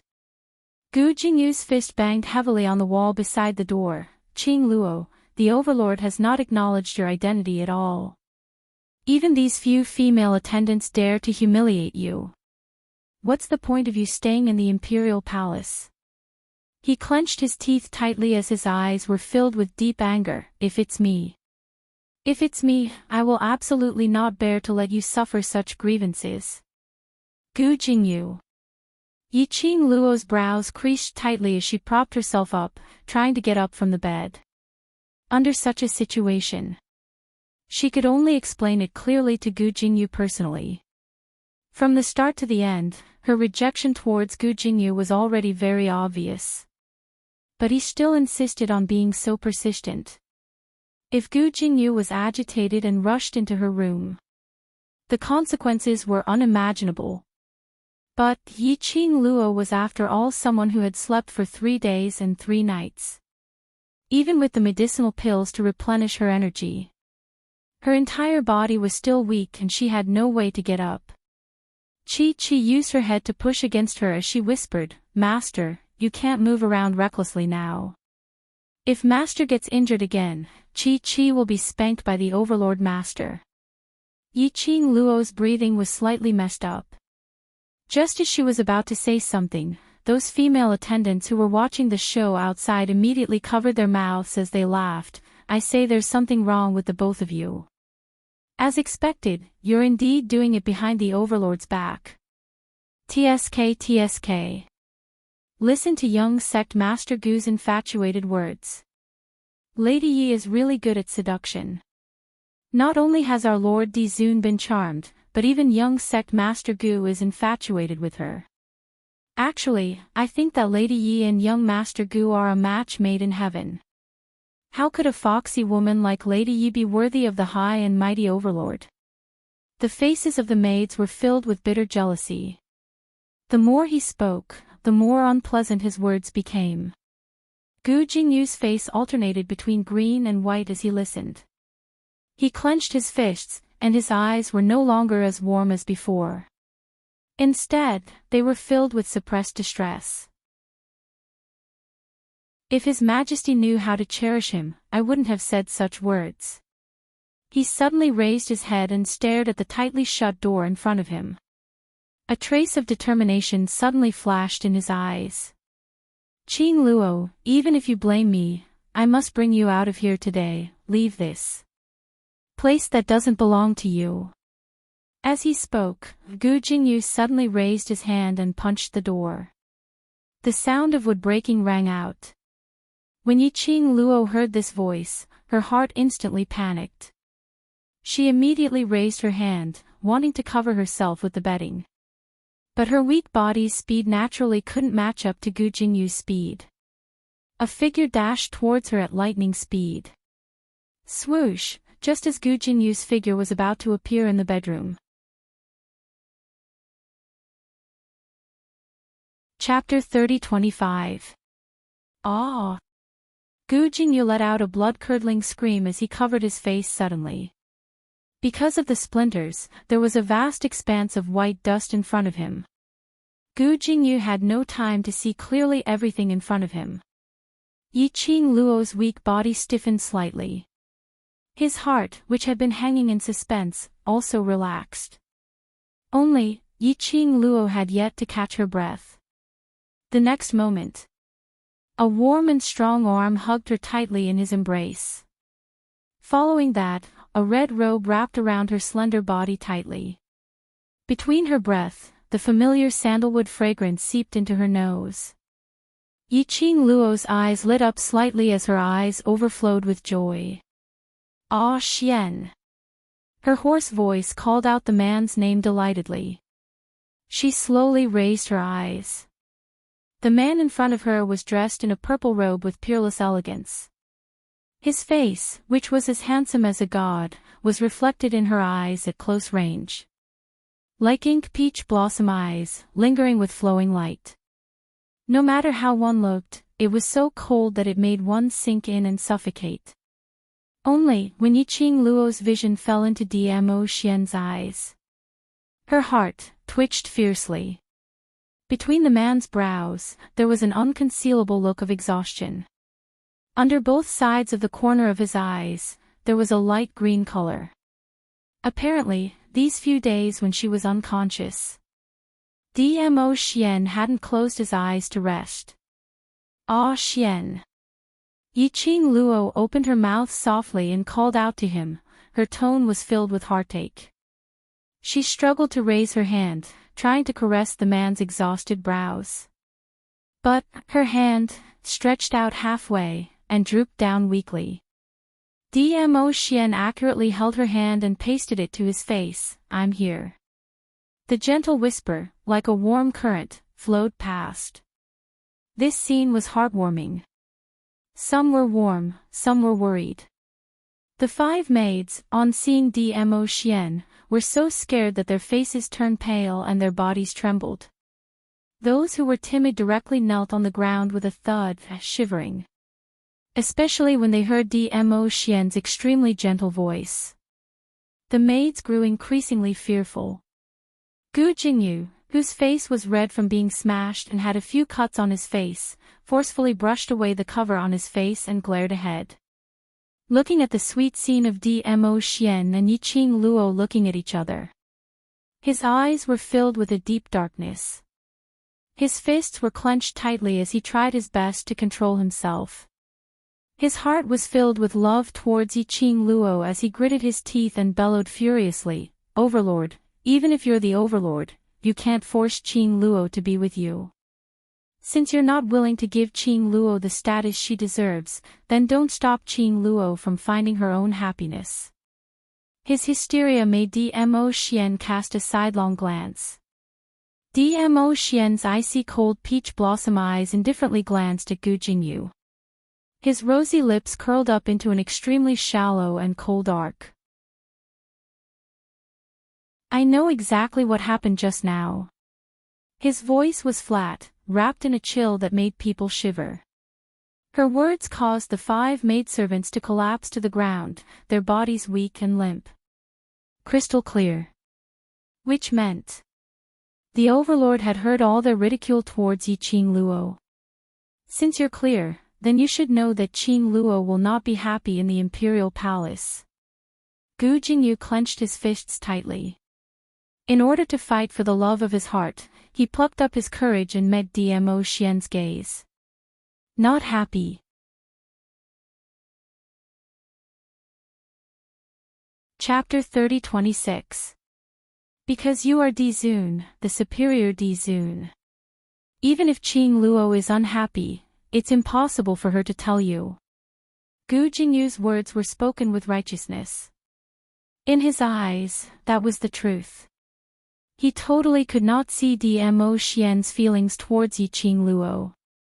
He only saw that because of Yiqing Luo and Dmo Xian's relationship, it had brought her so much trouble.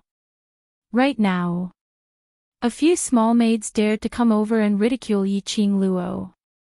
If Dmo Xian really cared for Yiqing Luo, he would definitely give Yiqing Luo a proper status. Then he wouldn't have not revealed Yiqing Luo's identity in front of his own disciples and subordinates. It wouldn't be good for Yiqing Luo to encounter a situation where she was oppressed by a few little maids. Young Lord Gu, a clear voice rang out softly. Yiqing Luo coughed lightly as she opened her mouth hoarsely. His voice was low and hoarse, but it had her unique charm. Qing Luo. I know what you want to say. If he truly loves you, he should know that setting you free is the only way he truly loves you. Hearing Yiqing Luo's voice, Gu Jingyu opened his mouth agitatedly, as his eyes stared fixedly at her. Young sect master Gu, have you misunderstood something? Yiqing Luo frowned slightly as a sliver of suspicion flashed past her charming eyes. Why do I feel like, Gu Jingyu felt strange. In her impression, Gu Jingyu had always been a person who knew when to advance and when to retreat, and his temperament was as gentle as jade. In his memory, there was no memory of Gu Jingyu losing his composure like this. I misunderstood. Qing Luo, ever since the first time I saw you at the Bu family village, in my heart and in my eyes, there was only you. I saw everything clearly. How could I have misunderstood? As though he wasn't able to get Yiqing Luo's understanding and support, Gu Jingyu's eyes started to turn red. His entire body was tense and his emotions were extremely agitated. Yiqing Luo's brows creased even tighter. She glanced sideways at Dmo Xian's face. The man was expressionless, and there was no warmth in his eyes. But Yiqing Luo could feel it. Dmo Xian's current mood was extremely gloomy. However, no matter who it was, they wouldn't be in a good mood right now. Yiqing Luo frowned as she opened her mouth calmly, word by word, extremely slow and extremely clear. Regarding your misunderstanding, I feel that as the person involved, I need to explain myself. She raised her eyebrows and continued. First, if you really know me, you should know that I'd rather die in glory than live in dishonor. If I really don't want to be with Xian, I won't compromise even if he's the divine emperor of the divine world, let alone his majesty.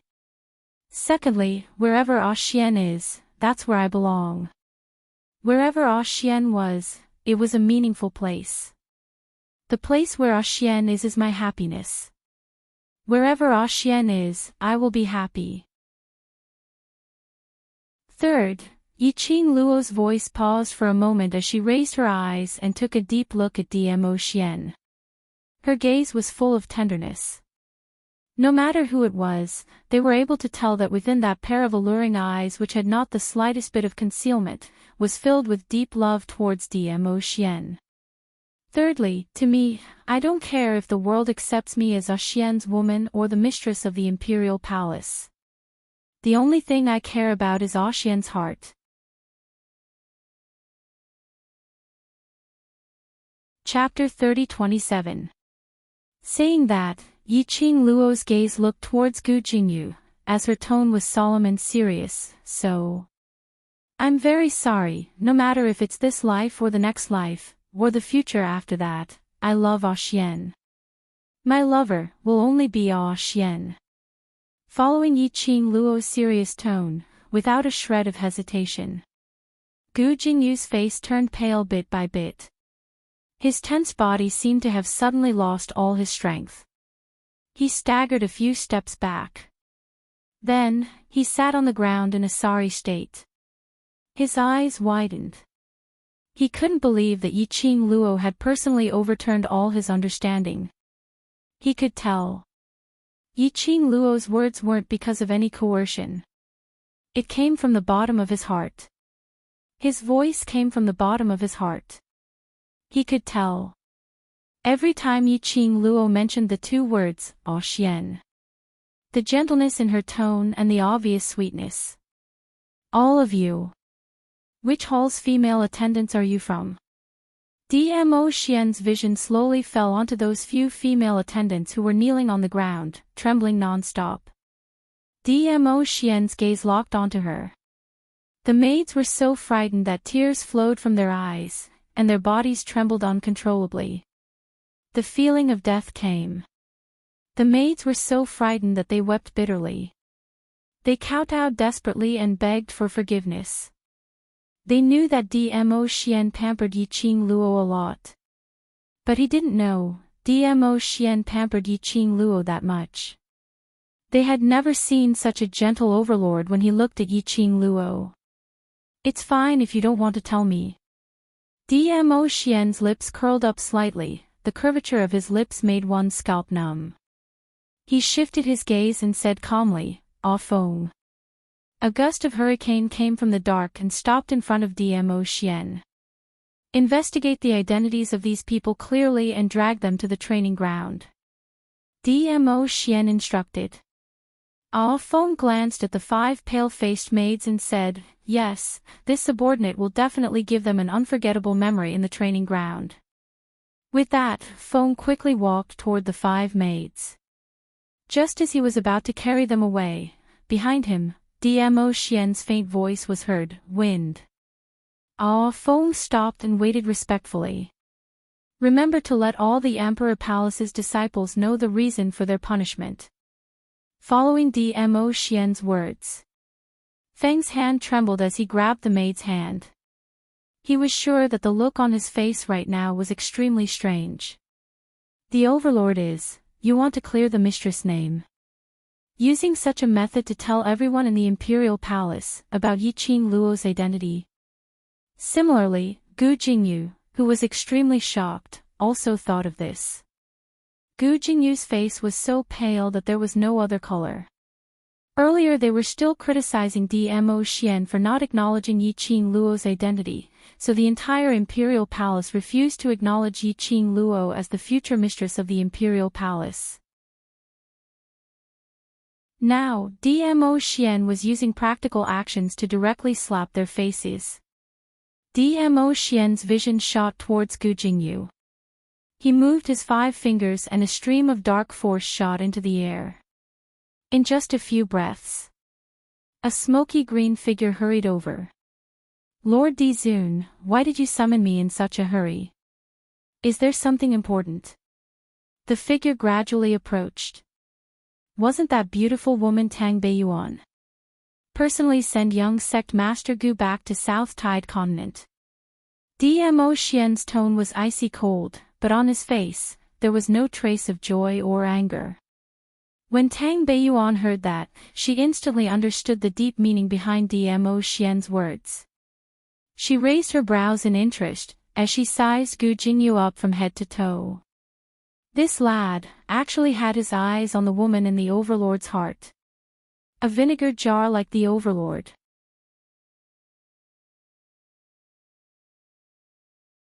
Chapter 30-28. He clearly knew that he had taken a fancy to a woman he shouldn't have. You should have taken a detour. This kid actually dared to swagger in front of the Overlord. Wasn't that courting death? In addition to that, Tang Beiyuan also noticed Yiqing Luo, who was nestled in the Overlord's arms, wrapped tightly in a red robe. Tang Beiyuan's mind immediately conjured up an exciting drama. Dizun had specially summoned her to send Gu Jingyu back to Wine Valley sect. In other words, he wanted her to send Gu Jingyu back to the Wind Valley sect as a Hall Master of the Imperial Palace. This was also clearly telling the Wind Valley sect. The Imperial Palace was dissatisfied with Gu Jingyu. If the Wind Valley sect didn't want to be enemies with the Imperial Palace, Gu Jingyu's position as young sect master, he probably couldn't sit still anymore. Even if Gu Jingyu was the destined young master of the Wind Valley sect. In front of the interests of the Wind Valley sect, everything else didn't count for much. Tang Beiyuan sighed inwardly for Gu Jingyu.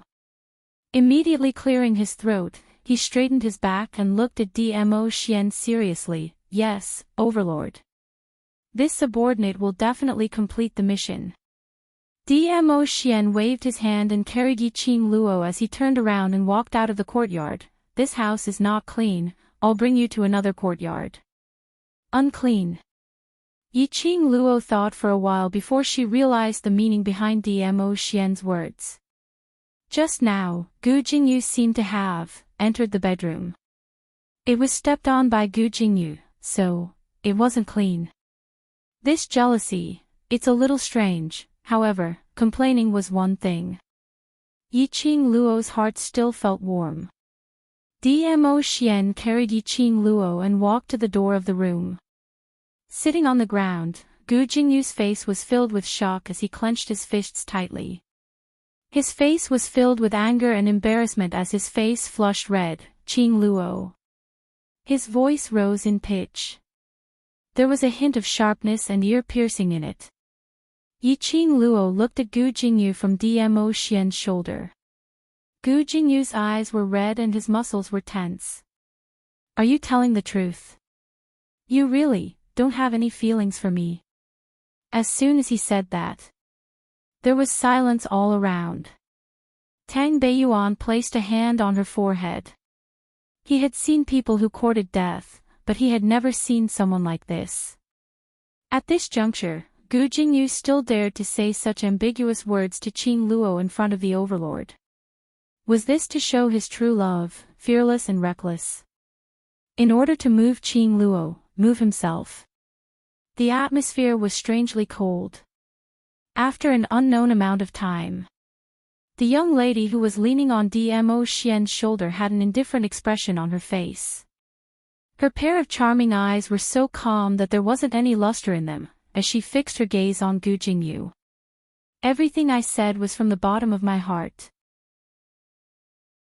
She answered without hesitation, and her tone was unprecedentedly serious and determined.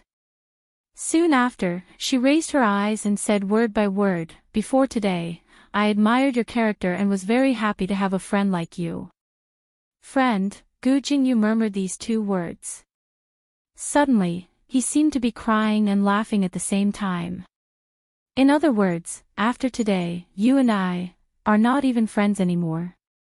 Because you have feelings for me.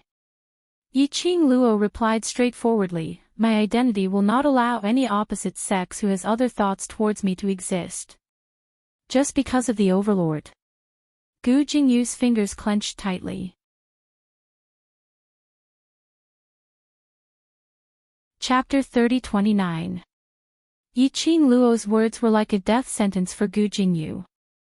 His whole body slumped down powerlessly, as though he had lost all his energy. But at the next instant, he seemed to have thought of something as he raised his head abruptly with a burning gaze. "I saved you. Saved you once. If you want to repay me, then don't be together with the overlord." Gu Jingyu's words came out of the blue. Qing Luo somehow felt that everything was strange. There seemed to be something strange about it. But, thinking deeply, she couldn't tell what was strange about it. Especially the request that Gu Jingyu raised, which made Qing Luo feel that something was amiss. Beiyuan. Dmo Xian was extremely displeased by Gu Jingyu's words as he called out Tang Beiyuan's name coldly. Tang Beiyuan quivered as she had no mood to watch the show as she immediately dragged Gu Jingyu away. Qing Luo stared at Gu Jingyu's body which didn't struggle at all. In Tang Beiyuan's hands, he was like a kite with a broken string, without any energy. Her slender brows creased even tighter. She opened her mouth. "Wait." Tang Beiyuan's footsteps halted. Immediately following that, Qing Luo's voice rang, "Yes, it's a fact that you saved me. According to morality, I should return this favor to you." Gu Jingyu's eyes lit up as he looked at Qing Luo in delight. "If it's something within my capabilities, I can do it for you."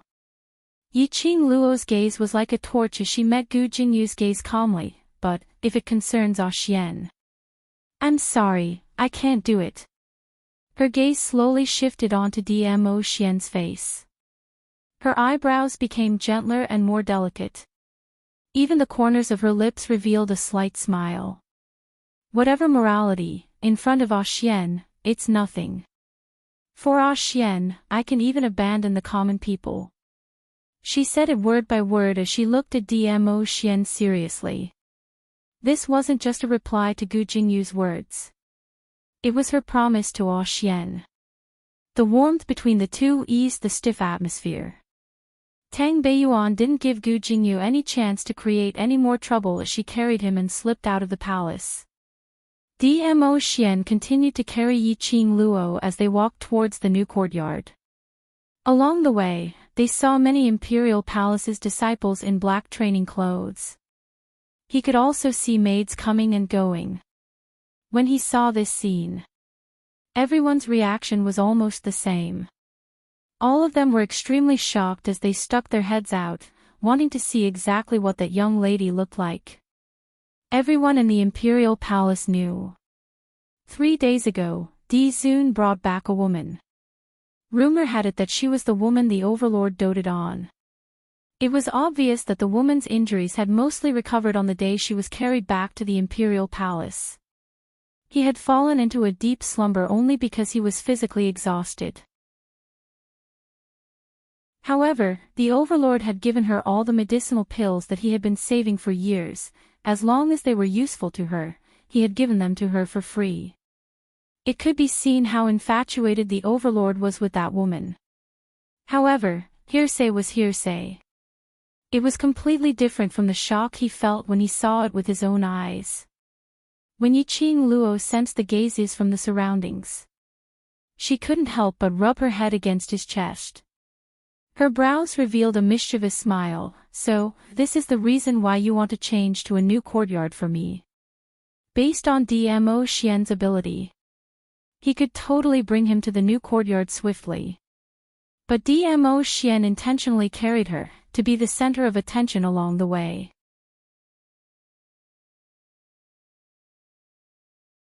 Chapter 30:30. He was using his actions to show his identity in the Imperial Palace. Those 5 maids were personally punished by Wind at the training ground. Then he intentionally announced the reason for the punishment.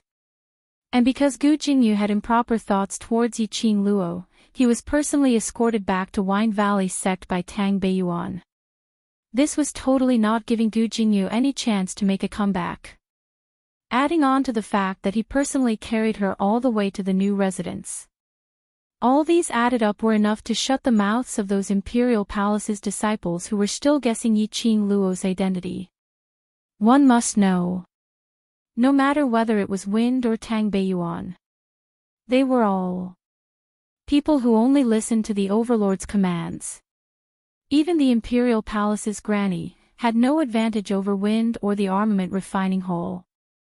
The Overlord had sent his confidant to do such an unimportant thing. It was enough to show how much importance the Overlord placed on Yiqing Luo. Hence, after Yiqing Luo was carried to the new courtyard by Dmo Xian, this news had already spread like wildfire in the Imperial Palace. From the start to the end, it had not even exceeded the time for a stick of incense to burn. No one dared to discuss it. But in their hearts, they couldn't help but imagine the young lady who could make the Overlord head over heels for her. Some of them used their gazes and expressions to communicate silently. Following that, the matter of Wind carrying those 5 maids and throwing them into the training ground was also spread. Immediately, the entire Imperial Palace was in an uproar. Looked like their Imperial Palace was really going to welcome their female mistress. The Imperial Palace's disciples looked at each other in dismay as they discussed in whispers. No one had discovered it. On the training ground, the 2 training team leaders who were standing on both sides exchanged glances. Following that, one of the training team leaders quietly left the training ground. Very quickly, the training team leader went around the main road and took an extremely secluded path. This path was something that even the janitor who cleaned the Imperial Palace would rarely go. Not to mention the other people in the Imperial Palace. The training team leader's footsteps were extremely fast. The withered leaves beneath his feet were rustling as he stepped on them. After a while, the training team leader stopped beside a fake mountain. He knocked a few times on the fake mountain. The pace was sometimes fast and sometimes slow. But moments later, the entire fake mountain suddenly shook slightly. Behind the fake mountain, a man in black attire with a murderous look walked out. This man could be seen from his temperament and attire. This was a death warrior. The captain lowered his voice and said, "Go and report that the Overlord has brought back a woman." The Overlord had sent Protector Feng and Hall Leader Tang to support that woman in front of everyone. The news has already spread throughout the Imperial Palace that this woman will be the future mistress of the Imperial Palace. The man of death did not say a word and just stared at him quietly. The captain shook his head, indicating that he had no other information. The death warrior turned around and quickly disappeared behind the rockery. When Dmo Xian carried Yiqing Luo into the new courtyard, Yiqing Luo's pupils couldn't help but widen. She straightened her back in shock as her charming eyes stared blankly at Dmo Xian. This is you. When Dmo Xian lowered his eyes to look at her, the expression on his face was extremely gentle. Ever since I returned from the 21st century, I've been preparing this courtyard. His voice was low and husky like a feather, brushing against her eardrums and heart. Do you like it?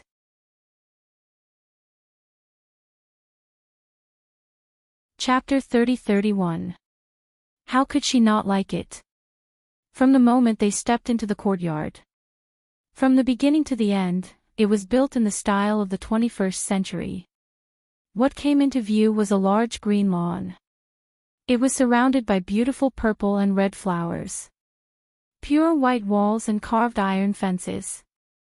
On the left side of the flower bed and the resting pavilion wrapped in vines, there were 2 swings. If she remembered correctly, the style of this lawn was roughly similar to the Century Park in the 21st century. Dmo Xian carried her and walked further in. After the lawn, there was a small training ground.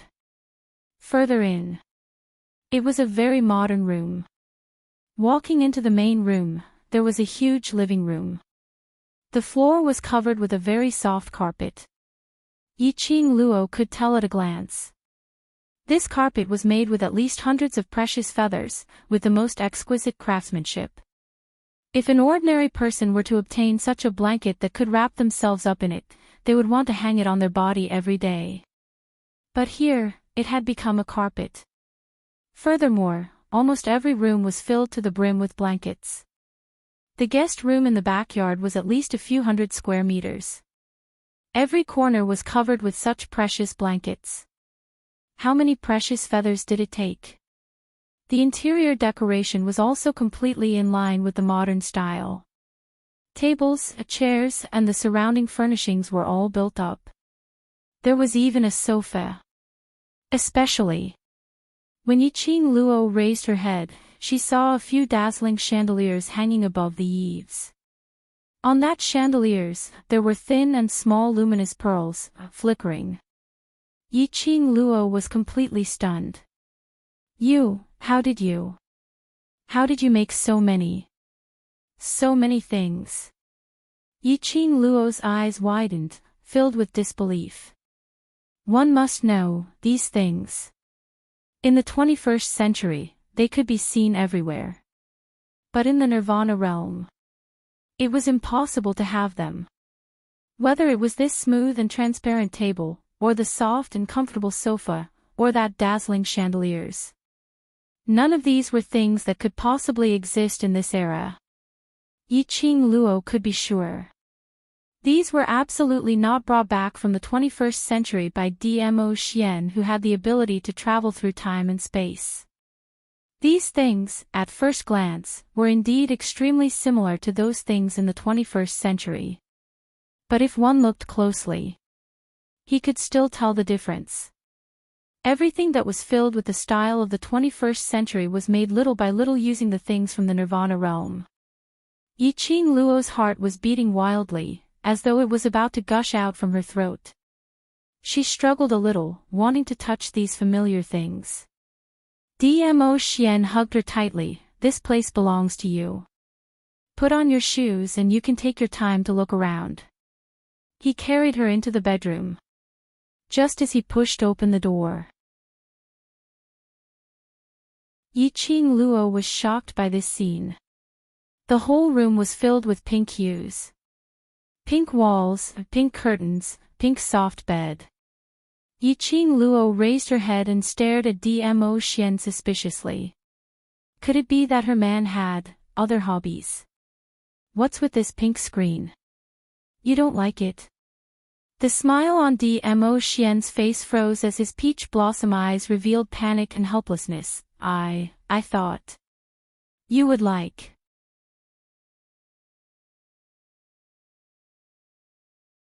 Chapter 30-32. Dmo Xian didn't reply. He held her hands together, his large palms were warm. I remember, in that plane, the place where you grew up. When you told me about your past, the glow in your eyes. His voice was very gentle. Mellow, like a fine wine. Bit by bit, it intoxicated Yiqing Luo. I know, you like that place where you grew up very much.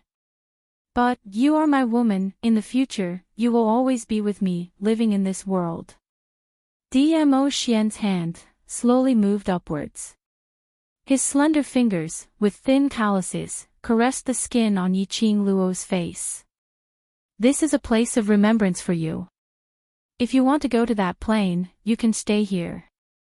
His gaze slowly swept across the surroundings, that pink-colored environment. Do you still remember, in that plane, when you told me about your past, what you said to me?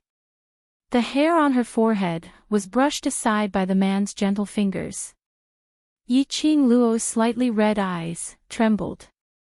She looked at Dmo Xian's peach blossom eyes, which contained a pool of spring water. The rippling light in his eyes. As though it wanted to swallow her up. So that she couldn't escape. You tried this color dress. Dmo Xian looked at Yiqing Luo's bewildered eyes, staring at him in a daze, with a face of infatuation. He couldn't help but laugh. He raised his hand, lightly tapped on Yiqing Luo's forehead. That gaze was filled with love and helplessness. Simply too sweet. After Dmo Xian's reminder, Yiqing Luo, who was immersed in beauty, suddenly remembered. Back in the 21st century, she indeed pulled Dmo Xian to go shopping. And specially tried on an extremely Lolita pink princess dress. At that time, she indeed said this to Dmo Xian. Ah Xian. Actually, when I was very young, I wanted to be like ordinary girls, to paint the entire room pink. Curtains, tables, chairs, sofa, everything, I want to make everything pink. But because of my identity, my world, other than black, there is only white. I don't have the qualifications to like any color. Yiqing Luo pulled back her senses from her memories, and saw Dmo Xian's extremely anxious face. As though as long as she said she didn't like it. He immediately tore down this bedroom and rebuilt it. This man, she was moved and amused at the same time. Because of her words. Dmo Xian really remodeled a room with a pink screen for her. He was putting in so much effort to make her happy, to make her satisfied. What reason did she have to refuse him? In front of Yiqing Luo's eyes, it was as if fireworks had bloomed. There was a warm current in her heart, filling it up bit by bit. Ever since she woke up, she had always felt that it was empty. Yiqing Luo's arms wrapped around Dmo Xian's neck, and without any hesitation, she planted her lips on Dmo Xian's lips. I like Ah Xian surprises, and even more. Ah Xian. The moment the girl's soft lips pressed against his, Dmo Xian's pupils contracted. He abruptly tightened his arms and deepened the kiss. Their auras intertwined. Until Dmo Xian noticed that Yiqing Luo's body was not used to such intense intimacy. After fiercely pecking Yiqing Luo's lips a few times, Dmo Xian released her. Yiqing Luo seemed as though she had lost all her energy as she laid limply in his arms.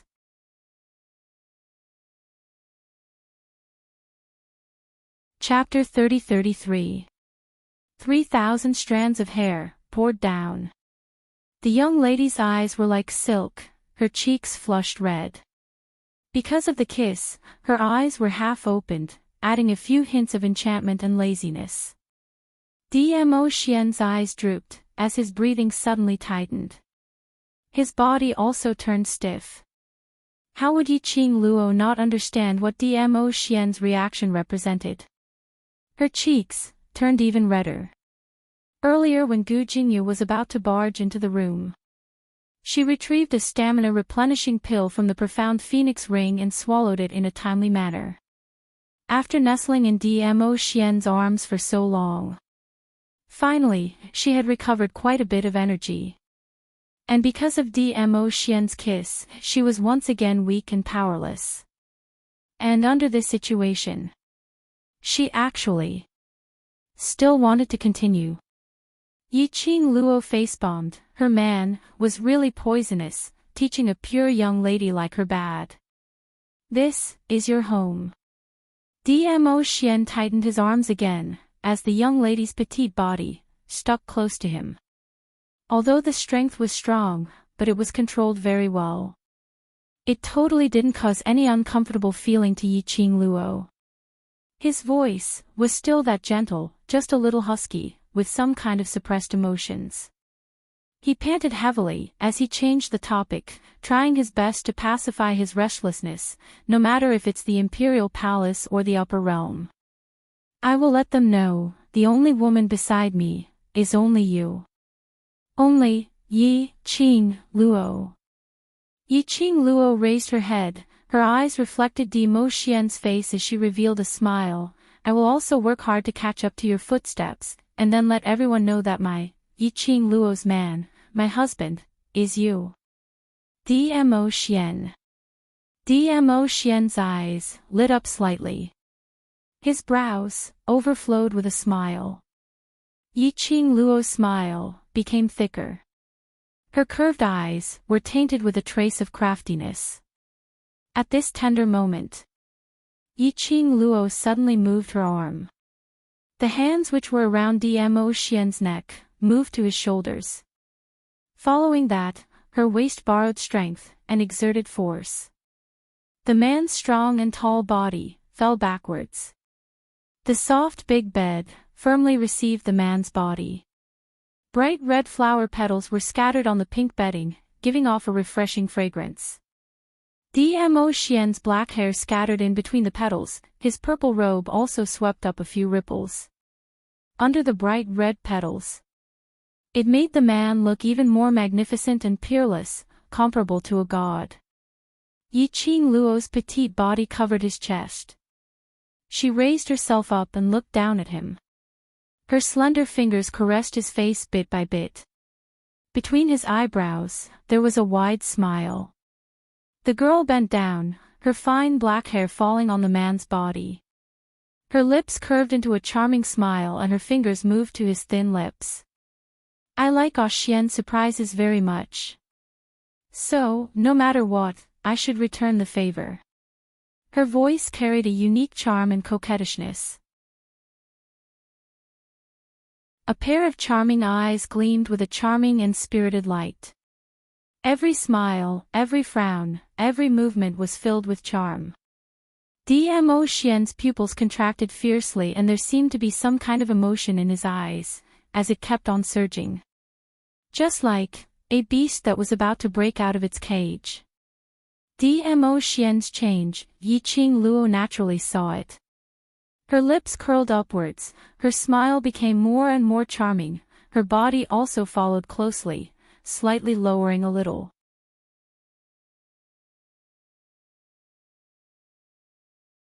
Chapter 30-34. Lil Luo, He had to admit that the young lady's action made his eyes light up quickly. Dmo Xian called out Yiqing Luo's name hoarsely as his breathing became heavier. Yiqing Luo, who got the response, her eyes curved even more seductively. She was like a blossoming rose, emitting a fatal charm. Her hand slowly moved from Dmo Xian's lips to his chest. My return gift is. Yiqing Luo's hand, bit by bit, pulled open Dmo Xian's robe, revealing the man's underwear, as well as that large expanse of white and radiant chest. Her hand gently touched his chest. Dmo Xian's eyes instantly darkened and what followed was a surge of turbulent sparks. His body moved slightly. His thick palm was about to grab Yiqing Luo's wrist to stop her following actions. But, at the next moment, Yiqing Luo's palm pressed on the area of his heart. The young lady's soft touch made Dmo Xian's body stiffen instantly, as his gaze unknowingly trembled. But the young lady had no intention to continue. She curved her long and narrow eyes. Those resplendent eyes were like stars embellished. Just like that, smiling, her palm pressed on his heart, not moving away. A burst of profound energy from the young lady's palm was transmitted into Dmo Xian's body. Dmo Xian's red eyes retracted a little. "Didn't Qi tell you, I'm already fine?" He didn't stop Yiqing Luo's action. "You've just woken up, don't waste your profound energy." It did. Yiqing Luo's smile was no longer the flirtatious charm which she intentionally teased Dmo Xian, but a rare seriousness. "But, I need to confirm it personally, before I can be assured." Before the goo worm, when Dmo Xian was in the upper realm, because he withdrew his clone to protect her, he suffered an internal injury. Later on, under the corrosion of the goo worm, switching back and forth the goo worm's mode, caused a huge damage to his body. Even though Qi confidently told her that Dmo Xian's body had recovered fully, and had advanced, she still wanted to confirm it personally. Warm profound energy slowly spread through Dmo Xian's limbs and bones. After a full cycle, Yiqing Luo then removed her palm and propped herself up. "You're smart, you didn't lie to me." Dmo Xian's body indeed didn't have any abnormalities. His heart, which had been hanging in the air, was finally at ease. Her hand had just moved away from his chest. The man, who had been lying on the bed obediently, suddenly moved his hand and grabbed her wrist. "Is this your gift?" Yiqing Luo's expression froze. Her cheeks were tinged with a trace of redness. The large palm on his wrist was like a ball of raging fire. She could clearly feel the heat from the man's body. Yiqing Luo's pink lips, which had been kissed till swollen, pursed her lips slightly as she lowered her eyes and whispered, "Personally examining your injury, isn't that a return gift? You want to stop halfway through your flirting?" The man's low and husky voice revealed endless magnetism and evilness. "Even if I agree, do you think this place will agree?" His pointed words made Yiqing Luo's face turn even redder. "All right," facing Dmo Xian. She had the courage to flirt with him. But she didn't have the courage to be flirted with. After all, her flirting with him and him flirting with her were totally not on the same level. The minute Dmo Xian flirted with her, she would throw away her helmet and armor in minutes, surrendering and admitting defeat.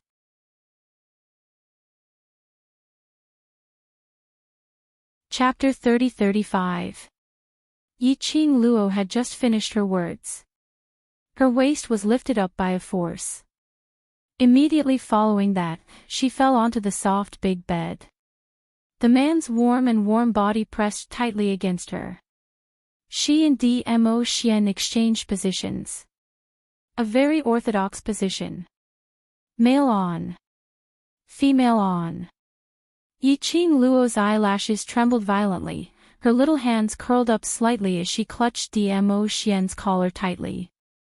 When she opened her eyes, she met the man's handsome face. Especially that pair of long and narrow peach blossom eyes, which were like stars embellished with flowing lights and vibrant colors, were absorbing her soul bit by bit. Yiqing Luo's heart suddenly accelerated. The man bowed his head, raised his eyebrows and smiled lightly, his thin lips pressed on the skin of her face, slowly moving downwards. Finally, it stopped at her lips. A warm and elegant breath wrapped around Yiqing Luo, causing Yiqing Luo's delicate body to tremble from time to time. Yiqing Luo couldn't help but close her eyes. Delicate moans, the breath also became warm. The man's thin lips pressed down. A very gentle, very loving touch. The elegant sandalwood smell lingered between the two. Yiqing Luo's state of mind, gradually, was confused. But, just when Yiqing Luo thought Dmo Xian was going to continue the next step, Dmo Xian slowly propped up his body, lying sideways next to her. Yiqing Luo closed her eyes, waited for a long time, and sensed that something was wrong. The moment she opened her eyes, she saw Dmo Xian by the side, smiling at her elegantly. In his eyes, there was an obvious teasing smile. Yiqing Luo's face, instantly, turned red. You did it on purpose. This man, actually, after teasing her, he just stood by and watched. Was he deliberately trying to see her embarrassed? Dmo Xian laughed lightly. In the laughter, there was endless husky magnetism. His hand, stretched over, embraced Yiqing Luo's delicate body. Yiqing Luo struggled, puffed up her cheeks and said angrily, "You are rejecting my gift. If you don't want it, I won't give it to you." Dmo Xian laughed even more joyfully. His long arms tightly encircled her, covering the young girl's petite body, completely in his chest. The man's slender fingers gently slid over the young girl's back. Her movements were extremely gentle. Why would I reject this reciprocal gift? Dmo Xian leaned close to her ear as he chuckled, "Don't tell me you still can't feel it." As he spoke, he moved a little. How could Yiqing Luo not feel it? Her face was getting redder. She lowered her head, bit her pink lips, and squeezed her head against the man's chest. Dmo Xian sighed softly and tightened his arms even more. "Don't move. If you move again, I might really not have the willpower to take care of your body." A certain softness in Yiqing Luo's heart seemed to have been poked. The resentment in her eyes instantly became as gentle as water. This man, no matter how unbearable it was for him to endure it, he was also thinking about her body. He woke up after sleeping for 3 days and 3 nights. Even if he had the essence chi pill to replenish his energy, he was afraid that he would not be able to withstand Dmo Xian's demand. She was very clear about this. She just felt uncomfortable looking at Dmo Xian. But she couldn't bear to do it. So there was that scene of her handing herself over. Yiqing Luo's pink lips rose, smiling contentedly as she hugged Dmo Xian's waist with both hands. "Ah, Xian, you're so good." Dmo Xian smiled bitterly. This compliment, I really don't want it. God knows if he could continue to restrain himself. The little woman in his arms didn't understand how attractive she was to him at all.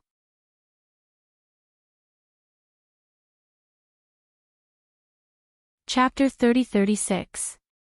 This smile was so enchanting that it could cause the downfall of a nation. But this enchanting smile made Dmo Xian's brows twitch as an ominous premonition arose in his heart. As expected. The next moment, Yiqing Luo's alluring face was already close to him. She opened her mouth and bit his neck with her pink and moist lips. She didn't use much strength, and her little tongue touched from time to time. Dmo Xian's eyes darkened as his fingers clasped the young lady's slender waist tightly. "Lil Luo, don't play with fire." Yiqing Luo giggled, her smile was devilish and charming. Her petite body in his arms arched here and there, endlessly seeking death. Yiqing Luo stuck close to Dmo Xian. Naturally she could clearly feel his body's reaction. "Lil Luo. Air." Dmo Xian gritted his teeth, "Be careful of self-immolation." That suppressed word seemed to be squeezed out from the gaps of his teeth. I'm not playing with fire, I'm just weak and have no energy, no matter how I lie down I can't sit still." Yiqing Luo deliberately used a coquettish tone as she acted coquettishly, rubbing her little face into Dmo Xian's arms. This rubbing decisively made Dmo Xian's body stiffen even more. Even though it was separated by a robe, Yiqing Luo could feel the man's body heat gradually rising. Seeing Dmo Xian's expression had turned extremely ugly and his eyes were filled with fiery red light, Yiqing Luo withdrew her hand contentedly and snorted, let you see me embarrassed, this is giving you a taste of your own medicine." Saying that, Yiqing Luo pushed Dmo Xian's chest away and was about to get up from the bed. The moment she sat up straight, her wrist was suddenly pulled by the man's strength. She fell into the man's arms once again. What greeted her was an overwhelming masculine aura. The overbearing kiss made Yiqing Luo stunned, until Dmo Xian's wide palm probed her skin. The slightly cold fingertips made Yiqing Luo quiver. Her eyes were misty as she stared at Dmo Xian, making the last struggle. Xian, my body has no energy, no energy." She hadn't finished her words. The man pulled her hand down. Yiqing Luo's hand trembled, but she wasn't able to fight against his strength. The man's husky and magnetic voice carried a bewitching charm as he whispered into her ear, "Luo, there are many other ways that don't consume energy. Extinguish the fire." He deliberately lowered his voice when he said the last two words. It was very seductive. Yiqing Luo instantly wanted to cry but had no tears as her heart was filled with vexation. As expected, she had no chance of winning in flirting with Dmo Xian. Dmo Xian flirted with her at any moment. Yiqing Luo vs Dmo Xian, the nth round. Once again, Yiqing Luo fell into a deep sleep in this pink bedroom, which ended. When Yiqing Luo woke up again, it was already noon the next day.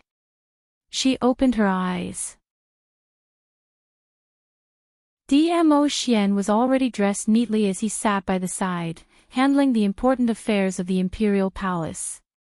He was well-dressed and had an outstanding temperament. He was completely different from the beast from yesterday. Yiqing Luo moved and was just about to lift the quilt on her. However, her hands were so sore that she sucked in a breath of cold air. Especially her 10 fingers, as though they had been cut off and reassembled. Thinking of yesterday, Dmo Xian said to extinguish the fire without consuming energy.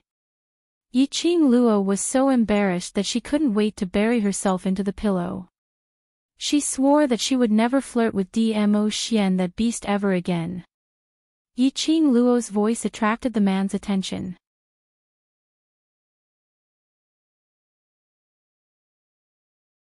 Chapter 30-37.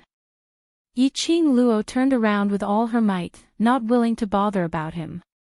Dmo Xian bent down and placed one hand on her body through the blanket as he spoke gently, "All right, since you're awake, get up and eat something. Although there are elemental pills to replenish your energy, but you still need to eat."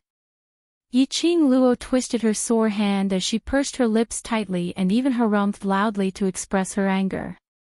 The young lady's rare demeanor made the smile on Dmo Xian's face even more obvious. Only he was able to see such an agile little Luo.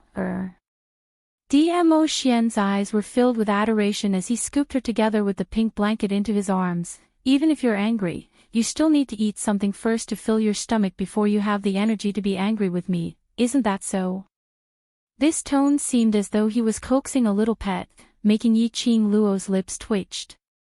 What did he mean by eating until she had the energy to be angry with him? At this moment, according to the usual routine, shouldn't he be hugging her and expressing his mistake warmly and apologetically, promising that he would absolutely not use this kind of method to torment her in the future? This man, why didn't he play his cards according to the routine? As though he could see through Yiqing Luo's thoughts. Dmo Xian's chin, separated by the blanket, pillowed beside her ear as he laughed softly. "I don't want to lie to you, because last night was great. In the future, there will be more other ways to extinguish the fire, so I'm unable to give you this guarantee." Yiqing Luo. Towards Dmo Xian's words, she really didn't know if she should express gratitude or anger. In the end, Yiqing Luo was half coaxed and half carried by Dmo Xian as she drank a bowl of porridge which was made from precious herbs. After Yiqing Luo had her fill, coupled with Dmo Xian's intentional flattery and gentle words, The anger in Yiqing Luo's heart had more or less subsided. Dmo Xian knew Yiqing Luo's character, so he changed the topic. During this period of time, stay in the Imperial Palace to rest and follow me to settle the matter between Secluded Palace and Hell Palace.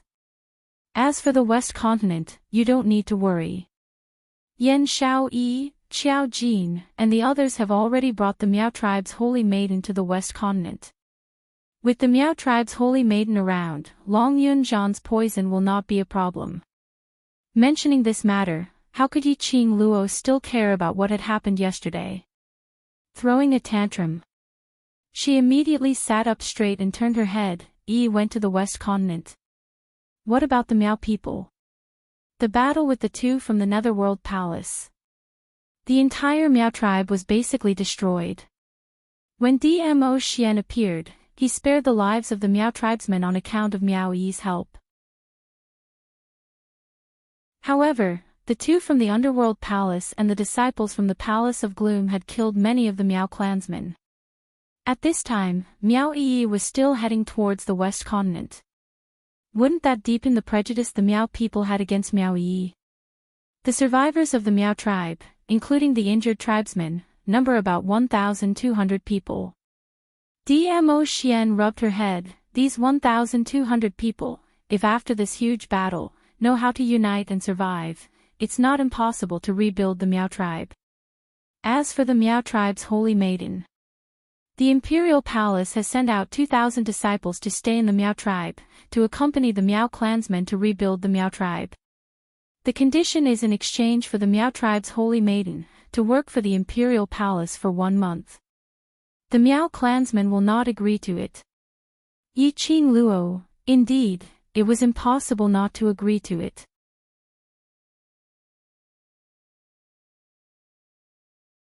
Chapter 30-38. After all, the Imperial Palace's disciples were stationed in the Miao tribe. This not only represented that the Miao tribe had been rebuilt with an additional 2,000 men's strength, but it represented that the Imperial Palace had become the Miao tribe's backing. With the Imperial Palace's protection, the Miao tribe's future development would be much smoother. Moreover, the Miao tribe's Holy Maiden and the Overlord's pampered daughter were brothers. Handing the Miao tribe's Holy Maiden over to the Imperial Palace, there wouldn't be any accidents. The Miao tribesmen naturally wouldn't be too worried about the Miao tribe's Holy Maiden.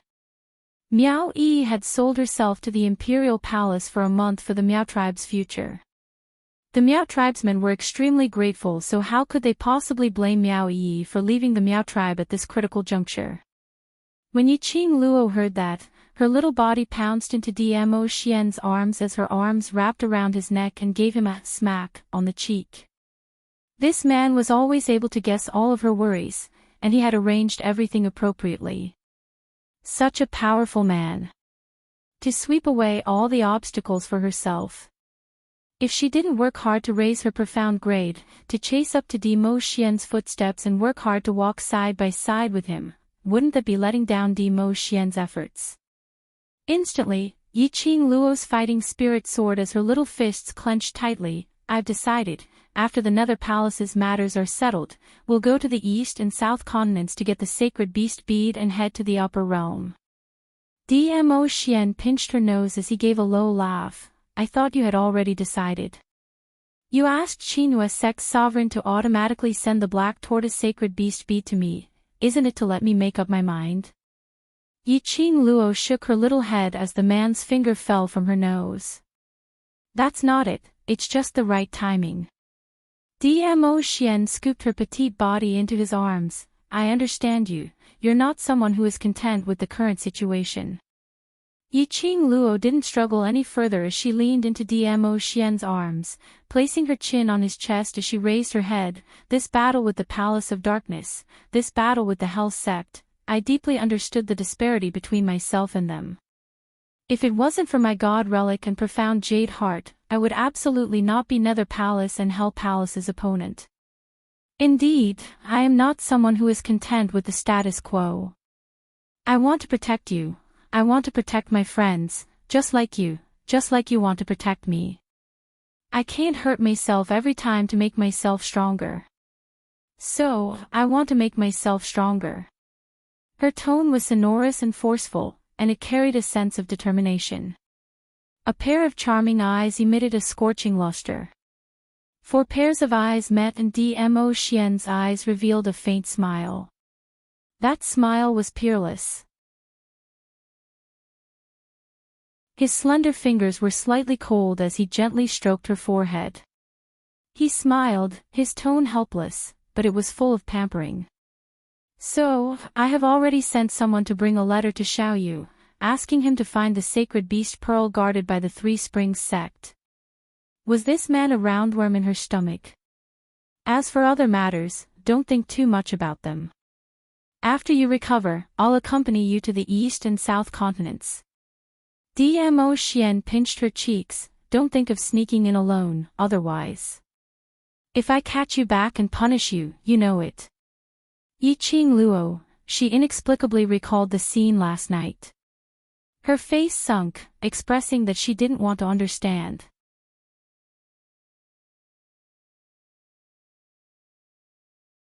Chapter 30-39. Regarding the secluded palace's matter, the Imperial Palace's disciples and Peach Blossom 3000 have already joined forces to investigate. Dmo Xian could tell what Yiqing Luo was thinking as he bent down and kissed her lips. I know you can't sit still. These few days, I'll bring you to the Underworld Palace to have some fun. By the time we return, the secluded palace's investigation should have reached the Imperial Palace, then we'll consider other matters. Yiqing Luo's eyes lit up. Underworld Palace. But play is play, you have to listen to me. Dmo Xian poked Yiqing Luo's forehead as he looked at her sparkling eyes, his lips unknowingly curled upwards. No problem. Yiqing Luo nodded her head vigorously. As long as she wasn't locked on the bed, taking various pills to nourish her body. Nothing was a problem. Especially when she followed Dmo Xian to the Underworld Palace to have some fun. But Yiqing Luo's excitement and agitation vanished the next day when she followed Dmo Xian to the Underworld Palace. Because she was trapped in the carriage. And it was escorted by Little Nine, the noble sacred beast Nine-tailed fox. Not only Little Nine. There were also 4 fairy-like female attendants standing around the carriage. As for her, her range of movement was limited to this carriage. Yiqing Luo. She had no way to resist. She wanted to have some fun at the Underworld Palace. She could only listen to him obediently. Sit in the carriage obediently. Yiqing Luo put on a sour face as she watched a certain overlord casually throw Xia Ba and Leng Yan, who were badly mutilated, without a single piece of intact skin. Leng Yan was in so much pain that he sucked in a breath of cold air. His mouth, which had its tongue cut off, kept making, sounds. Xia Ba laid on the ground as he weakly howled, "Kill us! Kill us!" The ground was quickly dyed red by their blood. These 2 people's treatment in the Imperial Palace was really tragic. At this moment, 2 young men dressed in black, around 17 to 18 years old, walked over. You, bring them up. Dmo Xian instructed the 2 youngsters as he lifted the curtains of the carriage and stepped into it. The 2 youngsters carried Xia Ba and Leng Yan agilely as they walked straight ahead. His speed was extremely fast, and he disappeared in the blink of an eye. Yiqing Luo's charming eyes stared intently at Dmo Xian as he walked towards her and sat beside her. He even stretched out his hand and hugged her into his embrace. The corners of his eyes twitched uncontrollably. You intend to let me sit in this carriage for the entire day? Yiqing Luo elbowed his abdomen. Dmo Xian's large palm wrapped around her wrist. Lowering his head, his thin lips pressed against her fair neck. I'm taking you to the Underworld Palace to settle the score. So. Yiqing Luo's delicate body trembled as she shrank back to avoid the man's mischief. Although I'm a venerable sovereign, I'm taking you with me. I can't ignore the chief god's law. Dmo Xian didn't stop Yiqing Luo from avoiding him as he tightly rested his chin on her shoulder and spoke in a low and hoarse voice, bringing you to the Earth realm to find trouble with the Underworld Palace. There must be a dignified reason. Yiqing Luo blinked her eyes. She immediately understood the meaning behind Dmo Xian's words. Every interface had its own rules. For example, the lower realm did not allow people from the upper realm to appear. The upper realm did not allow people from the lower realm who did not have the qualifications to go to the upper realm to appear. Like Yiqing Luo, if she was brought to the Earth realm by Dmo Xian, it would be fine if she wasn't discovered. Once she was discovered, the balance historian had the right to detain her.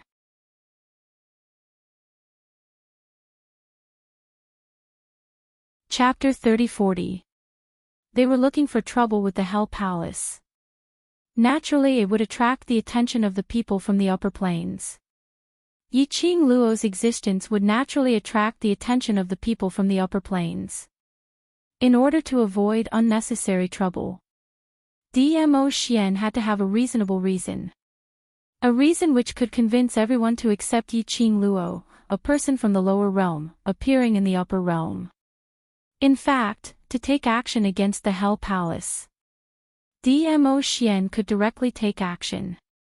But Dmo Xian had taken into consideration Yiqing Luo's thoughts, so he thought of a way to bring her along to settle the scores personally. After all, when Yiqing Luo had the right to ascend to the upper realm, then she would settle the scores with the people from the Hell Palace. This heat had long passed. The Underworld Palace would also be able to completely disregard this matter. Yiqing Luo had been sleeping in Dmo Xian's arms. But moments later, Dmo Xian called out her name. She opened her eyes and the surroundings were pitch black space. She could faintly see a few wisps of strange aura floating in the air. That pitch black, meandering and spiraling, extended far into the distance, totally unable to see the boundary. Yiqing Luo merely used her senses to scan and understood. That was Xia Ba and Len Yan's evil qi. In other words, they had already reached the Hell Palace. Yiqing Luo was slightly shocked. Was it so easy to come to the upper realm? She didn't feel any discomfort at all. Sit here properly, leave the rest to me. Dmo Xian's gentle kiss landed on her forehead. When Yiqing Luo raised her eyes, she only saw the back view of the man walking out of the carriage. His purple robe billowed, like the rolling clouds in the black space. Silky black hair, scattered behind him. That posture, noble and elegant, like a god of the world, unattainable. The man walked out of the carriage in big strides. Ah Lei and Ah Yu, the two guards, were already carrying the two half-dead men, standing there waiting for orders.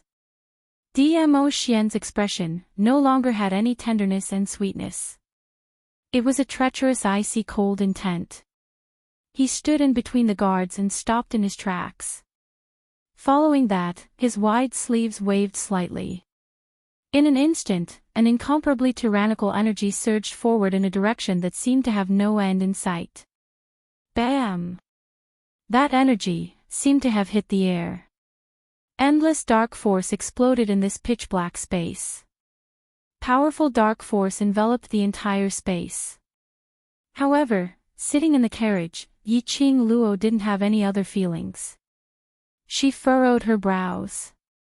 No matter how much Dmo Xian cared about her existence and restrained his power, it was impossible for her not to sense any energy. Unless, Yiqing Luo's gaze immediately fell onto those four female attendants who were brimming with immortal qi. Sure enough, there was a layer of faint purple light in their palms. Barrier. Dmo Xian conjured a barrier to protect the carriage. No matter how intense the battle in the outside world was, she, who was protected by the barrier, would not be affected in the slightest.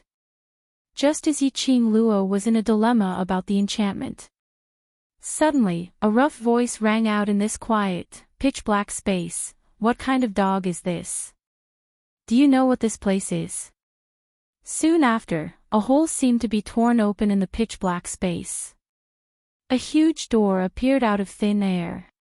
A middle-aged man walked out from the door. He was dirty and unkempt. That middle-aged man rubbed his nose as he walked forward with a fiendish look.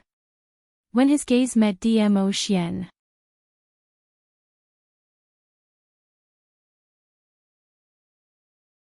Chapter 3041. Lord, Overlord. The middle-aged man's face, which was so dirty that its color could not be seen, had now turned ghastly pale. His violent aura was also restrained. I didn't know that Overlord had arrived. Sorry for not coming out to meet you. Sorry for not coming out to meet you. No matter how arrogant the underworld palace was, no matter how disregarding the secular world. But towards the rumors of Dmo Xian, they had heard of it. There were also many brothers who died in Dmo Xian's hands. It could be said that the underworld palace could defy the heavens, defy the earth and defy the air. But they did not dare to defy Dmo Xian. Even if Dmo Xian just stood there, without saying a word, the imposing aura from his body was enough to suppress that middle-aged man, making breathing extremely difficult. This lord is here to send 2 people to the underworld palace. Dmo Xian's deep and cold voice was emotionless, without any trace of emotion. The middle-aged man only felt his heart tightening, as he raised his head apprehensively, looking at Dmo Xian. Who are they? To trouble Overlord to send them personally. Bam! The middle-aged man's voice just fell. 2 lumps of flesh and blood were thrown at his feet. Those 2 lumps were covered in blood. When they were thrown on the ground, they hit the middle-aged man's feet, staining with a large patch of blood. The middle-aged man suppressed the urge to stretch out his feet, to kick these 2 lumps out, as he asked in confusion, This is... Save me. At his feet, the person who was nearer suddenly grabbed the middle-aged man's hand, as he spoke weakly. The middle-aged man's face sunk. With his originally irritable temperament, how could he tolerate someone grabbing his feet? Previously, when he saw these 2 lumps of bloody things, it was because these 2 lumps were brought by Dmo Xian. Now, it was completely a body's conditioned reflex. The middle-aged man immediately kicked the person who was grabbing his feet, and sent him flying. Ah!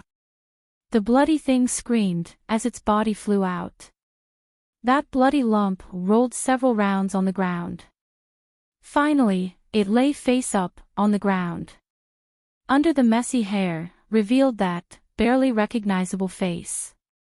The middle-aged man's eyes widened, as he swiftly rushed over, Lord Hell. But, when the middle-aged man was about to rush in front of Xia Ba, an invisible force blocked the middle-aged man's path. The middle-aged man's pupils constricted. Seeing Xia Ba in such a state, he was so angry that his whole body stiffened. He looked in the direction of the power. Clenching his fists tightly, he suppressed the fear in his heart and gritted his teeth. What is the meaning of this, Lord Dizun? Which is to say, you admit that these 2 people are from your hell palace. Dmo Xian's eyes were indifferent as his chilly gaze swept past him. The powerful pressure caused the middle-aged man's heart to be filled with fear. He turned his head with an ugly expression and looked at the other person who was badly mutilated. Upon closer inspection, it wasn't difficult to tell that it was Leng Yan. Leng Yan was the most destructive person in the underworld palace. When the middle-aged man saw that Leng Yan was lying motionless on the ground like a dog, the middle-aged man's face darkened. He stared furiously at Dmo Xian. I wonder how did these 2 from the underworld palace offend the overlord? Lord Dizun is so ruthless. This lord had personally sent them back, is to have a good talk with the underworld palace, on how your underworld palace had offended this lord. Dmo Xian didn't have the slightest intention of being courteous, as his thin lips curled into a sneer. These words made the middle-aged man's face turn pale, but when he saw the two people lying on the ground, badly mutilated, "You're tuning in to the LoveLore Library YouTube channel. We're so grateful for your support, and don't forget to subscribe to join us on this incredible journey through captivating stories. Your generosity through donations truly makes a world of difference, as it's the primary source of revenue that allows me to expand and enhance this channel for you. Thank you from the bottom of my heart for being a part of this adventure.